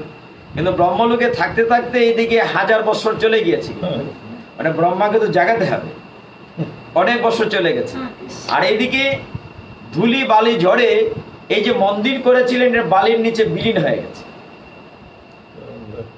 মানে যুগ পরে, 1000 লক্ষ বছর পরে যখন ব্রহ্মাজি রাজি হলেন আসবেন, এখন ফিরে এসে মন্দির আর খুঁজে পান না। কি হয়েছে, যখন মন্দির হারিয়ে গিয়েছিল তখন আরো অনেক রাজা এসছিলেন ভিতরে, সুরদেব আসছেন, আর তারপরে গালবদেব আসছেন। তো গালবদেব এসে রাজা কি করেছেন, বালি সরিয়ে মন্দির আবিষ্কার করে বলছেন এই মন্দির আমার। তো 2 রাজার টক্কর হলো। যখন ইন্দ্রদম্ন রাজা এসে বলো যে না, মন্দির আমি তৈরি করেছি, তোমার কি করে হয়। এর ভিতরে কিন্তু বহু বছর চলে গিয়েছে। তখন আপনারা সকলে জানেন ভূষণ্ডির কাক বলে একটি কথা আছে না, যে বৃক্ষে বসা থাকে, কালের সাক্ষী ভূষণ্ডী কাক। ভূষণ্ডী কাক বলছে যে না, এই মন্দির ইন্দ্রদম্ন মহারাজই প্রতিষ্ঠা করেছে। তো যাই হোক, গালব রাজা ছেড়ে দিয়েছে। তো ইন্দ্রদম্ন মহারাজ কি করবেন, সেই মন্দিরে যখন প্রতিষ্ঠা করবেন দারু ব্রহ্মকে, সব ঠিকঠাক হলো। বলেন যে আমি উড়িষ্যাতে প্রতিষ্ঠিত হতে চাই, সেই মন্দিরে রাজা তুমি ব্যবস্থা করো। তখন ব্যবস্থা সমস্ত কিছু তৈরি করা হলো। কিন্তু রাজা এত খুশি হলেন যখন ব্রহ্মাকে দিয়ে সমস্ত অভিষিক্ত করে জগন্নাথ, বলদেব, সুভদ্রা মহারানীকে প্রতিষ্ঠা করা হলো। ভগবানের এই রূপেই প্রতিষ্ঠা করা হলো। ভগবানের এই অপ্রাকৃত কৃপাময় রূপ যখন প্রতিষ্ঠিত করা হলো, আপনারা জানেন সেই দিনটি হচ্ছে স্নান যাত্রা। হ্যাঁ, গত পূর্ণিমাতে স্নান যাত্রা থেকে আমরা 15 দিন, এখন তো ভগবান পর্দার আড়ালে আছে, আমরা বলি অতিরিক্ত স্নান করলে সর্দি, জল লীলা, ভগবানের জল লীলা করে। স্নান যাত্রাটা কিন্তু ইন্দ্রদম্ন মহারাজ করেছিলেন পূর্ণিমা দিন, জ্যৈষ্ঠ মাসে, জ্যৈষ্ঠ পূর্ণিমায়। জ্যৈষ্ঠ পূর্ণিমায় স্নান যাত্রা করা হলো। স্নান যাত্রার ইতিহাস আছে, চন্দন যাত্রার ইতিহাস আছে। আসলে ধর্মশাস্ত্রের তো শেষ নাই, কোনটা রেখে কোনটা বলি। তো ভগবানকে প্রতিষ্ঠা করা হলো জগন্নাথ, বলদেব, সুভদ্রা মহারানীর রূপে। তখন বরের প্রশ্ন হলো যে তুমি আমাকে তো প্রতিষ্ঠা করো ইন্দ্রদম্ন মহারাজ, তুমি কিছু চাও? বলে কি চাইবো? আর কিছু না হোক, তোমার মন্দির তুমি যদি কৃপালুই হয়ে থাকো, মাত্র 3 ঘন্টা বন্ধ থাকবে, 21 ঘন্টা খোলা থাকবে, ভক্তরা যাতে তোমাকে সবসময় দেখতে পায়। আর তোমাকে এত খেতে হবে যাতে ভক্তরা প্রসাদ পায়। তুমি 56 ভোগ, 56 পদে তোমার হাত মুখ যাতে না শুকায়, আমি ভোগ দিতেই থাকবো আর তুমি আস্বাদন করতেই থাকবে। আর এই প্রসাদ যাতে ভগবান, ভক্তরা পায়। ভগবান বললেন তথাস্তু। বলে আর কি, ওই যে বিদ্যাপতি তোমার রাজপুরোহিতের ছোট ভাই যে গিয়ে প্রথম দেখেছিল নীলবাদক, তার তো একজন ব্রাহ্মণ স্ত্রী আছে, আরেকজন আছে ললিতা স্ত্রী। যে ব্রাহ্মণ স্ত্রী, তার সন্তানরা বংশ পরম্পরায় পূজারী হবে, পাণ্ডা হবে।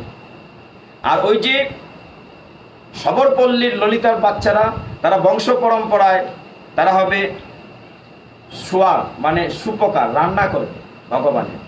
তারপরে ওই যে বিশ্বা বসু ছিল, সে তোমার সেবক হয়ে থাকবে তার বংশ পরম্পরায়। আর ওই যে অনন্ত মহারানা ভগবানের বিগ্রহ তৈরি করেছিল, তার বংশ পরম্পরায় তারা প্রত্যেক বৎসর 3টি করে রথ তৈরি করে। এই কারণে উড়িষ্যাতে আপনারা দেখবেন ভগবান জগন্নাথের রান্না করে, যারা রান্না করে ওদের বংশধররাই রান্না করে। আজকে ওই 1000 বৎসর ধরে যারা সেবকের কাজ করে ওই বংশধররাই করে, যারা রথ বানায় ওই তাদের বংশধররাই প্রতি বৎসর রথ বানায়। এটা একবারে ভগবানের কাছ থেকে চেয়ে নেওয়া হয়েছে। তখন ভগবান বলেন, তুমি তো সবার জন্য বর চাইলে, এবার তোমার জন্য একটা বর চাও। ইন্দ্রদ্র মহারাজকে বলেন, তোমার জন্য একটা বর চাও। জগন্নাথ বললেন, না আমার তো কিছু চাওয়ার নাই, আমি তোমাকে পেয়েছি। তবু তুমি একটা বর চাও। বলে, আমাকে যদি বর দিতেই হয়, হে জগতের নাথ জগন্নাথ, আমাকে কৃপা করে তুমি নিবংশ করে দাও। জগন্নাথ বললেন, তথাস্তু। বলেন, তুমি এরকম বর চাইলে কেন? বলে, না, আমি চলে গেলে এই মন্দির, এই বিগ্রহ তোমাকে বংশ পরম্পরায় আমার ছেলে মেয়েরা ভাগাভাগি করতে পারে, সম্পদের লুপ করতে পারে। আমাকে তুমি নিবংশ করে দাও, তুমি জগৎবাসীর জন্য জগতের নাথ হয়ে থাকো। তুমি আমার একার জন্য না, জগৎবাসীর জন্য জগন্নাথ হয়ে থাকো। এই প্রেক্ষিতে জগন্নাথ রূপে পুরীতে ভগবান প্রতিষ্ঠিত হয়েছেন। প্রতি বছর আমরা অনুষ্ঠান করে থাকি। তো অনাদিরাদি গোবিন্দ জগন্নাথ রূপে সে বংশ পরম্পরায় সে অনুষ্ঠানগুলো হচ্ছে। তো আমরা জগন্নাথের লীলা থেকে কিঞ্চিত একটু ছোট্ট লীলা আপনারা শুনেছেন, তার পূর্বে একটু আস্বাদন করে আমরা সারানোটা শেষ করব। আগামী 2-1 দিনের ভিতরে আমরা লাইভ দিতে নাও পারি, যদি আমরা অন্যভাবে হলেও রথযাত্রা দর্শন নিয়ে কথা বলব। কেন আপনারা রথযাত্রা করেন, কি দরকার আছে রথ করার? সারা পৃথিবীতে আজকে রথযাত্রা হচ্ছে। বিশেষ করে আন্তর্জাতিক কৃষ্ণ ভাবনামৃত সংঘ, international society for Krishna consciousness, ইসকনের কারণে আজকে সারা পৃথিবীতে রথযাত্রা হচ্ছে। যে রথ ছোটবেলা শুধু আমরা আশেপাশে করতাম, আজকে রথ আর এখানে থাকে নাই, সারা পৃথিবীর রথ হয়ে গেছে। হ্যাঁ, পৃথিবী মানে জগন্নাথ কৃপা করেছেন, এটা তো ভগবানেরই লীলা। ভগবান কৃপা করে ইসকনকে দিয়ে করিয়েছেন, ভগবানের ঈশ্বরে করিয়েছেন সারা পৃথিবীতে রথ। তো এই সেই নিয়ে আগামী দিন কথা বলবো, 2-1 দিনের ভিতরে কথা বলবো। আর আজকে আমরা জগন্নাথের একটা ছোট্ট অপ্রাকৃত সত্য কাহিনী লীলা আস্বাদন করব। আপনারা সকলেই অনেকেই হয়তো জানেন যে জগন্নাথ এতটাই কৃপালু, এর জন্য বলা হয় জগতের নাথ জগন্নাথ। আপনারা সকলেই মন দিয়ে শ্রবণ করুন। উড়িষ্যাতে জগন্নাথের পুরী যেখানটায় আছে, সেখানে রঘুদাস নামে একজন ভক্ত ছিল জগন্নাথের। কিন্তু আসলে সে প্রথম জগন্নাথের ভক্ত ছিল, সে ছিল মূলত রাম ভক্ত। একদিন পুরীতে সে খুব গরিব রঘুদাস, সে একটা ছাতার নিচে থাকতো, ভাঙ্গা পাতলা বা ছাতার নিচে থাকতো মন্দিরেরই পাশে। তো একদিন মন্দিরে গিয়েছে ভগবানকে দর্শন করতে। জগন্নাথ বলদেব সুভদ্রামণিকে দর্শন করতে গিয়ে দেখে ওইখানে রাম, লক্ষ্মণ, সীতা, মানে সকলেই গিয়ে দেখছে জগন্নাথ, বলদেব, সুভদ্রা। আর ওই রঘুদাস গিয়ে দেখছে রাম, লক্ষ্মণ, সীতা এবং ওইগুলো দেখছে। দেখে লম্বা হয়ে প্রণতি করে, ও তুমি রাম, মানে জগন্নাথ আর রাম একই। তখন থেকে তার প্রচন্ড ভক্তি এসছে যে জগন্নাথ এবং রামে কোনো তফাৎ নাই। একদিন অত্যন্ত গরিব রঘুদাস কি করেছে, সে অনেক বাড়ি থেকে চেয়েছে, কিছু ফুল সংগ্রহ করেছে। এখন ফুলের যে মালা গিতে দেবে জগন্নাথকে, তার কাছে তো সুতা নাই, পয়সা নাই সুতা কিনার। কলার পাঁচলা দিয়ে মালা গিতেছে। আমরা ছোটবেলায় গিতেছি এই গিরিদারির বাড়িতে, পুরান বাড়িতে আমরা গিতেছি কলার পাঁচলা দিয়ে মালা। ঠাকুর দিদি কলার পাঁচলা তুলে তুলে শুকিয়ে রাখতে। হ্যাঁ, আমরা সুই ছাড়াও মালা গিতেছি, মানে বাঁশের কাঠি, এই নারকেলের শলার যে কাঠি ভাঁজ করে দিয়ে কলার পাঁচলাটাকে রেখে সুইয়ের মতো মালা গিতেছি। আর বিনা সুতার মালা গিতাম গুলাসি ফুল দিয়া, যে ফুলটিকে বলা হয় গুইচি চাপা। আমাদের এখানে একটা গোলাপি ফুল গাছ ছিল, এখানে টিউবওয়েলের পাশে বড় একটা গোলাপি ফুল গাছ ছিল। তো সেইভাবে বিশেষ করে পুষ্পদুলের দিন আমার মনে আছে ঠাকুর দিদি বলতেন যে আজকে সবকিছু ফুল দিয়ে সাজাতে হবে। তা আমাদের পুরান বাড়িতে আমরা গোলাপি ফুল দিয়ে সিংহাসন বানাতাম, গোলাচি ফুল দিয়ে ভগবানের চোরা বানাতাম, মানে গোলাচি ফুল দিয়ে বিনা সুতের মালা গিতাম। তো সেই রঘুদাস কি করেছে, কলার পাঁচলা দিয়ে একটি মালা গিতেছে, মালা গিতে জগন্নাথকে দিবে বলে নিয়ে গেছে। মন্দিরে পান্ডারা তাকে আটকেছে, এই তুমি কোথায় যাও? বলছে আমি জগন্নাথকে মালা দেওয়ার জন্য মালা নিয়ে এসছি। মালা নেবে মানে এখানে আইন করা আছে যে সুতা ছাড়া অন্য মালা নেওয়া যাবে না। তুমি কি দিয়ে মালা গিতে? তুমি তো গরিব মানুষ, সুতা পেলে কই? বলে সুতা পাই নাই তো, আমি কলার পাঁচলা দিয়ে গিতেছি। দূর দূর করে তাড়িয়ে দিয়েছে, যাও, যে কলার পাঁচলা দিয়ে জগন্নাথকে অসুচি দেয়া যাবে না। ভগবানের পরম ভক্ত রঘুদাস কি করেছে, যে কি শিক্ষা ভগবান দিয়েছেন, জগতের নাথ ভগবান ভক্তের জন্য কি না করে।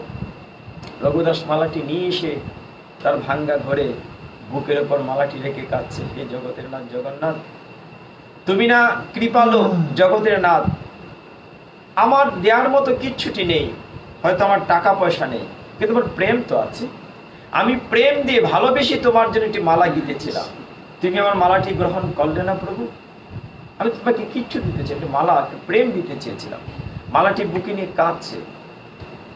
রাত্রির বেলা বড় বড় মন্দিরে আমাদের ছোট জায়গাতে হয়, নিদ্রার আগে আবার ফুল দিয়ে সাজানো হয় ভগবান, যেটাকে বড় শৃঙ্গার রাগ বলে। বড় শৃঙ্গার রাগ ওই দিন জগন্নাথকে ফুল দিচ্ছে, মালা দিচ্ছে, পান্ডারা নিদ্রা দেবে, মালা খসে পড়ে যাচ্ছে, ফুল খসে পড়ে যাচ্ছে, জগন্নাথ নিচ্ছেন না। তো পান্ডারা ভাবলো নিশ্চয়ই আমাদের কোনো অপরাধ হয়েছে, আজকে জগন্নাথ মালা নিচ্ছেন না। এটা ভেবে পান্ডারা একেবারে ক্রন্দন করতে শুরু করেছে, হে জগন্নাথ, আমাদের কি অপরাধ হয়েছে, আজকে তুমি ফুল নিচ্ছ না, মালা নিচ্ছ না। তখন স্বপ্নে দেখিয়েছেন জগন্নাথ যে আমার এক পরম ভক্ত রঘুদাস একটি মালা নিয়ে এসেছিল, তোমরা সেটি গ্রহণ করনি। সেটি হোক না কলার পাঁচলা, কিন্তু মালাটিতে তো প্রেম ছিল, ভালোবাসা ছিল। যত পর্যন্ত ভক্তের মালা নিয়ে না আসো, তত পর্যন্ত আমি তোমাদের ফুল গ্রহণ করব না। দেখেন ভগবান ভক্তের ভালোবাসার কাছে কিভাবে বিক্রি হয়ে যায়। পান্ডারা রাত্রিবেলা ডাকতে ডাকতে গেল, এদিকে ভগবান ঘুমাচ্ছেন না, কি বলছে, রঘুদাস। ওইদিকে রঘুদাস তার পর্ণকুটিরে বুকের উপর মালাটি রেখে কাঁদছে, জগন্নাথ, হে অনাদিরাদি গোবিন্দ, তুমি আমার মালাটি গ্রহণ করলে না, তোমাকে আমি কি দেব বলো, আমার কি আছে দেওয়ার মতো? আমি চেয়ে জানতে ভিক্ষা করে কিছুটা ফুল সংগ্রহ করেছি বিভিন্ন বাগান থেকে, কলার পাঁচলা দিয়ে মালা গেঁথেছি, তুমি আমার মালাটি গ্রহণ করলে না। পান্ডারা ডেকে বলছে, হে রঘুদাস, তোমার সাধনা সার্থক হয়েছে, আজকে জগন্নাথ নিদ্রা যাচ্ছেন না, তোমার মালা না নিয়ে জগন্নাথ ঘুমাবে না, তোমার মালাটি দাও। রঘুদাসের মালাটি নিয়ে জগন্নাথকে পরিয়ে দেওয়া হলো, জগন্নাথ ঘুমালেন। চারদিকে রাষ্ট্র হয়ে গেল। রঘুদাস বালকের মতো, বয়স হলে কি হবে, তার আচরণ শিশুর মতো। ভগবান জগন্নাথ তার সাথে এমন সখ্যতা হলো, ওই যে একটি প্রেমের মালা দিয়ে তাকে কিনে নিয়েছে ভগবানকে। জগন্নাথ একটি বালকের বেশ ধরে প্রায় প্রতিদিন রঘুদাসের সাথে খেলা করতে আসতেন। উনি তার বেদি ছেড়ে ভক্ত সঙ্গ করার জন্য ভগবান কতটা ব্যাকুল, চলে আসতেন খেলা করতে। কি অপরূপ লীলা! হে ভক্তগণ, একবার রঘুদাসের তো কেউ নেই, সে একা একটা করে করে থাকে। এমন অসুখ হয়েছে, এমন অসুস্থ হয়েছে, তার ঘরে সে পায়খানা প্রস্রাব করে, ঘর থেকে উঠতে পারে না, কখনো জ্ঞান থাকে কখনো জ্ঞান থাকে না, সেন্সলেস হয়ে যায়, দুর্গন্ধ সারা ঘরে। যখন এমন অবস্থা, একদিন জগন্নাথ বালকের বেশ ধরে রঘুদাসকে তার সমস্ত মলমূত্র পরিষ্কার করে দিচ্ছে। ভগবান নিজে তার ভক্তের গায়ের মলমূত্র পরিষ্কার করে দিয়ে তাই চন্দন লেপন করে গড়ে ধূপকাঠি জ্বালিয়ে দিয়েছেন। রঘুদাসের জ্ঞান ফিরেছে। হে ভগবান, হে জগতের নাথ জগন্নাথ, তুমি না পৃথিবীর অধীশ্বর, তুমি জগতের নাথ হয়ে এত নিকৃষ্ট কাজ তুমি করতে পারো, আমার গায়ের মলমূত্র তুমি পরিষ্কার করে দিচ্ছ।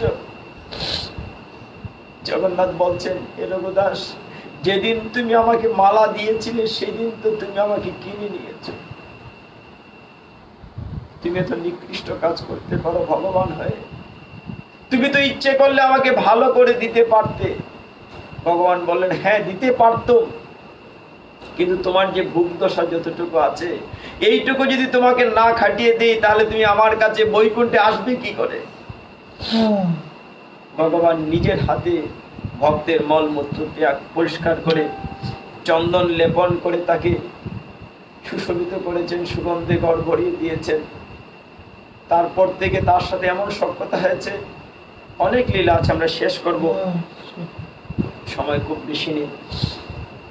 একবার জগন্নাথ বলেছিলেন, হে রঘু, চলো আমরা রাজার বাগান থেকে কাঁঠাল চুরি করি। মানে কত আনন্দের লীলা। তো রঘুদাস বলছেন, রাজার বাগান থেকে কাঁঠাল কেন চুরি করবে? তুমি চাইলেই তো পাও, আমি নিয়ে আসি। তাহলে আমাকে বলবেন না না, চুরি করার আনন্দ অন্যরকম, তো সেটা বুঝবে না। মানে তিনি বোঝাতে চেয়েছেন যে দাপর যুগে কৃষ্ণরূপে কত মাখন চুরি করে খেয়েছেন। হ্যাঁ, মা যশোদার ঘরে কি মাখনের অভাব ছিল? 9 লক্ষ গাভী ছিল, কিন্তু ভক্তদের ঘর থেকে চুরি করে খাওয়ার যে একটা আনন্দ, সেটা বোঝানোর জন্য তিনি আবার, এবং আপনারা দেখবেন যে কলিযুগ পাবন অবতার শ্রীকৃষ্ণ চৈতন্য মহাপ্রভু ছোটবেলায় লীলাগুলো করেছেন। যা হোক, রঘুদাস বলে, ঠিক আছে, তুই কখন যাবে? বলে, রাত্রিবেলা যাবো। এরকম সময় যখন কাঁঠাল একদম পাকে গাছে, রাত্রির বেলা যাব। তো কি করবে? রঘুদাস, তুমি গাছে উঠবে আর আমি নিচে থাকবো, তুমি উপর থেকে ভালো একটা কাঁঠাল থেকে নিচে ফেলবে, আমি ধরে নেব। তো রঘুদাসকে নিয়ে রাজার বাগানে চুরি করতে গিয়েছেন ভগবান জগন্নাথ। গাছে উঠেছে, রঘুদাস নিচে, উপর থেকে চাপা গলায় বলছে, এই জগন্নাথ তুমি আছো তো? বলে, হ্যাঁ আমি আছি, নিচে আছি, তুমি চিন্তা করো আমি আছি। আবার বলে, ওই যে বড়টা পারো, সবচেয়ে পাখাটা, বলে তুমি আছো তো? বলে, আছে। কাঁঠাল পেরে যেই নিচে ছেড়ে দেয়, আর জগন্নাথ কোথায় থাকে? তো চলে গিয়েছে, ওকে গাছে তুলে দিয়ে হু হা করে চলে গিয়েছে। কাঁঠাল উপর থেকে পেরে, তুমি ধরো ধরো করে যে ছেড়ে দিয়ে, কেউ নাই, নিচে ধপাস করে পড়েছে, ফেটে গিয়েছে। আওয়াজ শুনে রাজার বাগানের যে প্রহরদার ছিল মালি, সে দৌড়ে এসে, সর্বনাশ, আমাদের বাগানে চুর ঢুকেছে। এসে দেখে নিচে কাঁঠাল ছড়িয়ে ছিটিয়ে পড়ে আছে। কে কে কে? উপরে টর্চ মেরে দেখা যায় যে রঘুদাস। সকলে চিন্তা করতে, রঘুদাস তুমি রাত্রির বেলা গাছে কেন কাঁঠাল চুরি করে খাচ্ছ কেন? তুমি তো চাইলেই পেতে। বলে, আমি তো একা ছিলাম না, আমার সাথে তো জগন্নাথ ছিল। জগন্নাথ ছিল। গাছে রেখে রাজাকে খবর দিল পাহারাদার। রাজা এসে দেখলেন, তাই তো গাছের উপরে রঘুদাস বসে। রঘুদাস, এ রঘু, তুমি গাছে বসে আছো কেন? কাঁঠাল চুরি করে খাচ্ছ, লজ্জা করে না? আরে তুমি চাইলেই তো কত কাঁঠাল তোমাকে পাঠিয়ে দিতাম। বলে, আমি তো একা ছিলাম না, আমার সাথে জগন্নাথ ছিল। সমস্ত কথা যখন বললেন, তখন বিশ্বাস হলো রাজার, এ তাই হতে পারে। পরদিন থেকে জগন্নাথের বাড়িতে কাঁঠাল পাঠানো হলো। আমরা নরসিংহ অবতারের নৃসিংহ চতুর্দশীতে পাঠে বলেছিলাম যে জগন্নাথের প্রিয় হচ্ছে কাঁঠাল আর নৃসিংহের প্রিয় হচ্ছে আম, সেটা বলেছিলাম সেদিন। তো আপনারা পারলে জগন্নাথের ভোগে কাঁঠাল দেবেন, কাঁঠাল জগন্নাথের প্রিয় ফল। তারপরে রঘুদাসের চারদিকে আরো প্রচার চলে গেল। তখনকার সময় একটা প্রত্যক্ষ ঘটনা 2 মিনিট বলে শেষ করব। সেখানে রথ যাত্রা হবে, তখন ব্রিটিশ পিরিয়ড, রঘুদাস আছে, রথ শুরু হবে কিন্তু রথ যাচ্ছে না, রথ থেমে আছে। তো হাতি আনা হয়েছে, হাতি দিয়ে রথ টেনে নেওয়ার জন্য চেষ্টা করা হচ্ছে, তবুও রথ মুভ করছে না, নড়ছে না। তো ব্রিটিশ পুলিশ বলছে, ইয়া ক্যা হ্যায়, তোমারা ভগবান এসে কেসে ভগবান, কেমন ভগবান, নড়েও না চড়েও না। তখন সকলেই মিলে খবর দিল রঘুকে যে একমাত্র রঘু ছাড়া উপায় নাই। রঘুদাসকে ডাকা হলো। রঘুদাস রথে উঠল, উঠে জগন্নাথের কানে কানে কি যেন বলল, দূর থেকে দেখলো সকলে, অমনি রথ হু হু করে চলতে শুরু করলো। এই যে ভক্তের অধীন ভগবান, এই জন্য পদকর্তারা বলে থাকেন যে ভক্ত আমার মাতা পিতা, ভক্ত আমার গুরু, তাই ভক্ত আমার নাম রেখেছে বাঞ্ছা কল্পত। কাজে আজকের এই দিনটিতে আমরা জগন্নাথের প্রকট লীলা আস্বাদন করলাম। আরেকটি লীলা আছে, সেটি বলতে সময় লাগবে, এখন হয়তো সময় একদম নাই, 2-3 মিনিট আছে। বড় যে 5 মিনিট যদি আপনার সময় দেন তাহলে এটা বলে ফেলি, তাহলে একদিন রথের কথায় সময় লাগবে। ভগবানের এই যে রূপটি, যে রূপটি আমরা কুর্মরূপ বলি, যেরকম দেখছি রূপের আরেকটি কাহিনী আছে ভাগবত।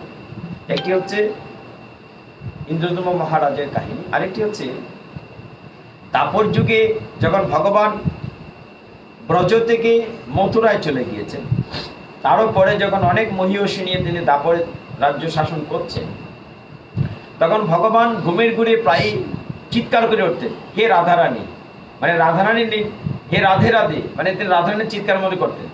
সমস্ত মহীয়সীরা, আপনার রুক্মিণী বলেন, সুভদ্রা বলেন, যারা আছে সকলেই ভগবানের যখন সেবা করতেন, সত্যভামা বলেন, কিন্তু কেন জানি ভগবানের মনটা অন্য জায়গায় পড়ে থাকে। তো তারা প্রায়ই বলতো যে আপনি কি অতৃপ্ত ভগবানকে, হে বাসুদেব। আর ঘুমের ঘুরে রাধা বলে চিৎকার করেন, রাধাটা কি, মানে ও কি? তো তারা, ভগবান তো কোনো উত্তর দিচ্ছেন না, ভগবান উত্তর দিচ্ছেন না। একবার সুযোগ খুঁজতেছেন বিষয়টা জানার জন্য, যে আমরা এত সেবা শুশ্রূষা করি, রুক্মিণী দেবী চিন্তা করছেন কেন ভগবান প্রীত না, ঘুমের মধ্যে প্রায় আরেক মহিলার নাম করেন, সেটা কি? তারা তাদের মা রোহিণীকে বললেন, বলরামের মাকে, যে মা, তিনি বললেন যে তোমাদেরকে আমি শোনাবো কেন রাধারানীর নাম করছে, কিন্তু কৃষ্ণ বলরাম থাকলে বলা যাবে না, ওইটা বললে তারা আগের ভাবের জগতে চলে যাবে। এই লীলাটা খুব চমৎকার। তখন কি করা হলো, একদিন কৃষ্ণ বলরাম পাশের রাজ্যে গিয়েছেন কোনো একটা বিচার বৈঠকে, কোনো কাজে। তখন রোহিণী মাতাজি তার যে সমস্ত মহীয়সী 16,108 সমস্ত মহীয়সীকে নিয়ে এরকম আসর করে বসেছেন। তোমরা শুনতে চাও কেন আমার ছেলে ঘুমের ঘুরে রাধারানী রাধারানী বলে চিৎকার করে, হ্যাঁ, রাসেশ্বরী রাসেশ্বরী বলে চিৎকার করে কেন, শোনো তোমরা। তো কৃষ্ণ বলরাম শুনলে কিন্তু বিপদ আছে। তখন সুভদ্রাকে বললো, বোন কি তুমি একটা কাজ করো, তুমি দরজায় প্রহরা দাও, পাহারা দাও, খেয়াল করবে কৃষ্ণ বলরাম যাতে না আসে, আসলে আমাদেরকে বলবে, আমরা কথা বন্ধ।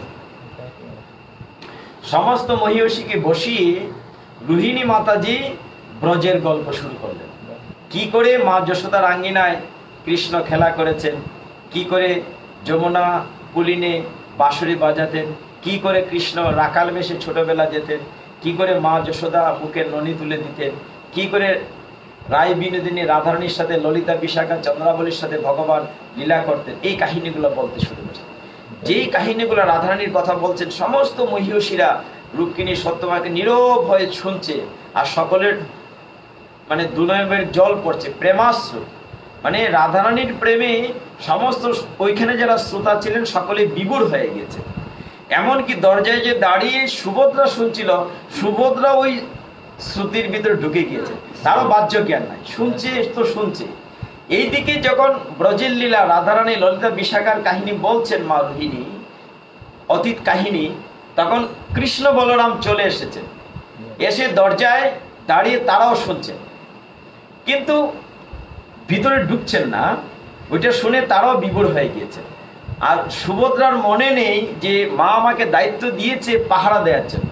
সুভদ্রা দাঁড়িয়ে দাঁড়িয়ে শুনছেন, যখন রায় বিনোদিনী কৃষ্ণ বিরোহিণীর কথাগুলো আলোচনা হচ্ছে, কেন কৃষ্ণ রাত্রির বেলা অবচেতন মনে রাধারানী ললিতা বিশাখার নাম চিৎকার করে দেন, কান্না করেন, চিৎকার করে স্মরণ করেন, কাহিনীগুলো যে বলছেন, এটা শুনতে শুনে ব্রজের কাহিনী কৃষ্ণ বলরামের একটি অষ্টসাত্ত্বিক ভাব দেখা দিয়েছে, এতটাই যে তারা, আমরা দেখবেন যে আমরা শরীর আমরা কিটিমিটি করি, এরকম এরকম হয়, মানে কিটিমিটি করতে করতে তাদের হাত পা দেহের ভিতরে প্রবেশ হয়েছে।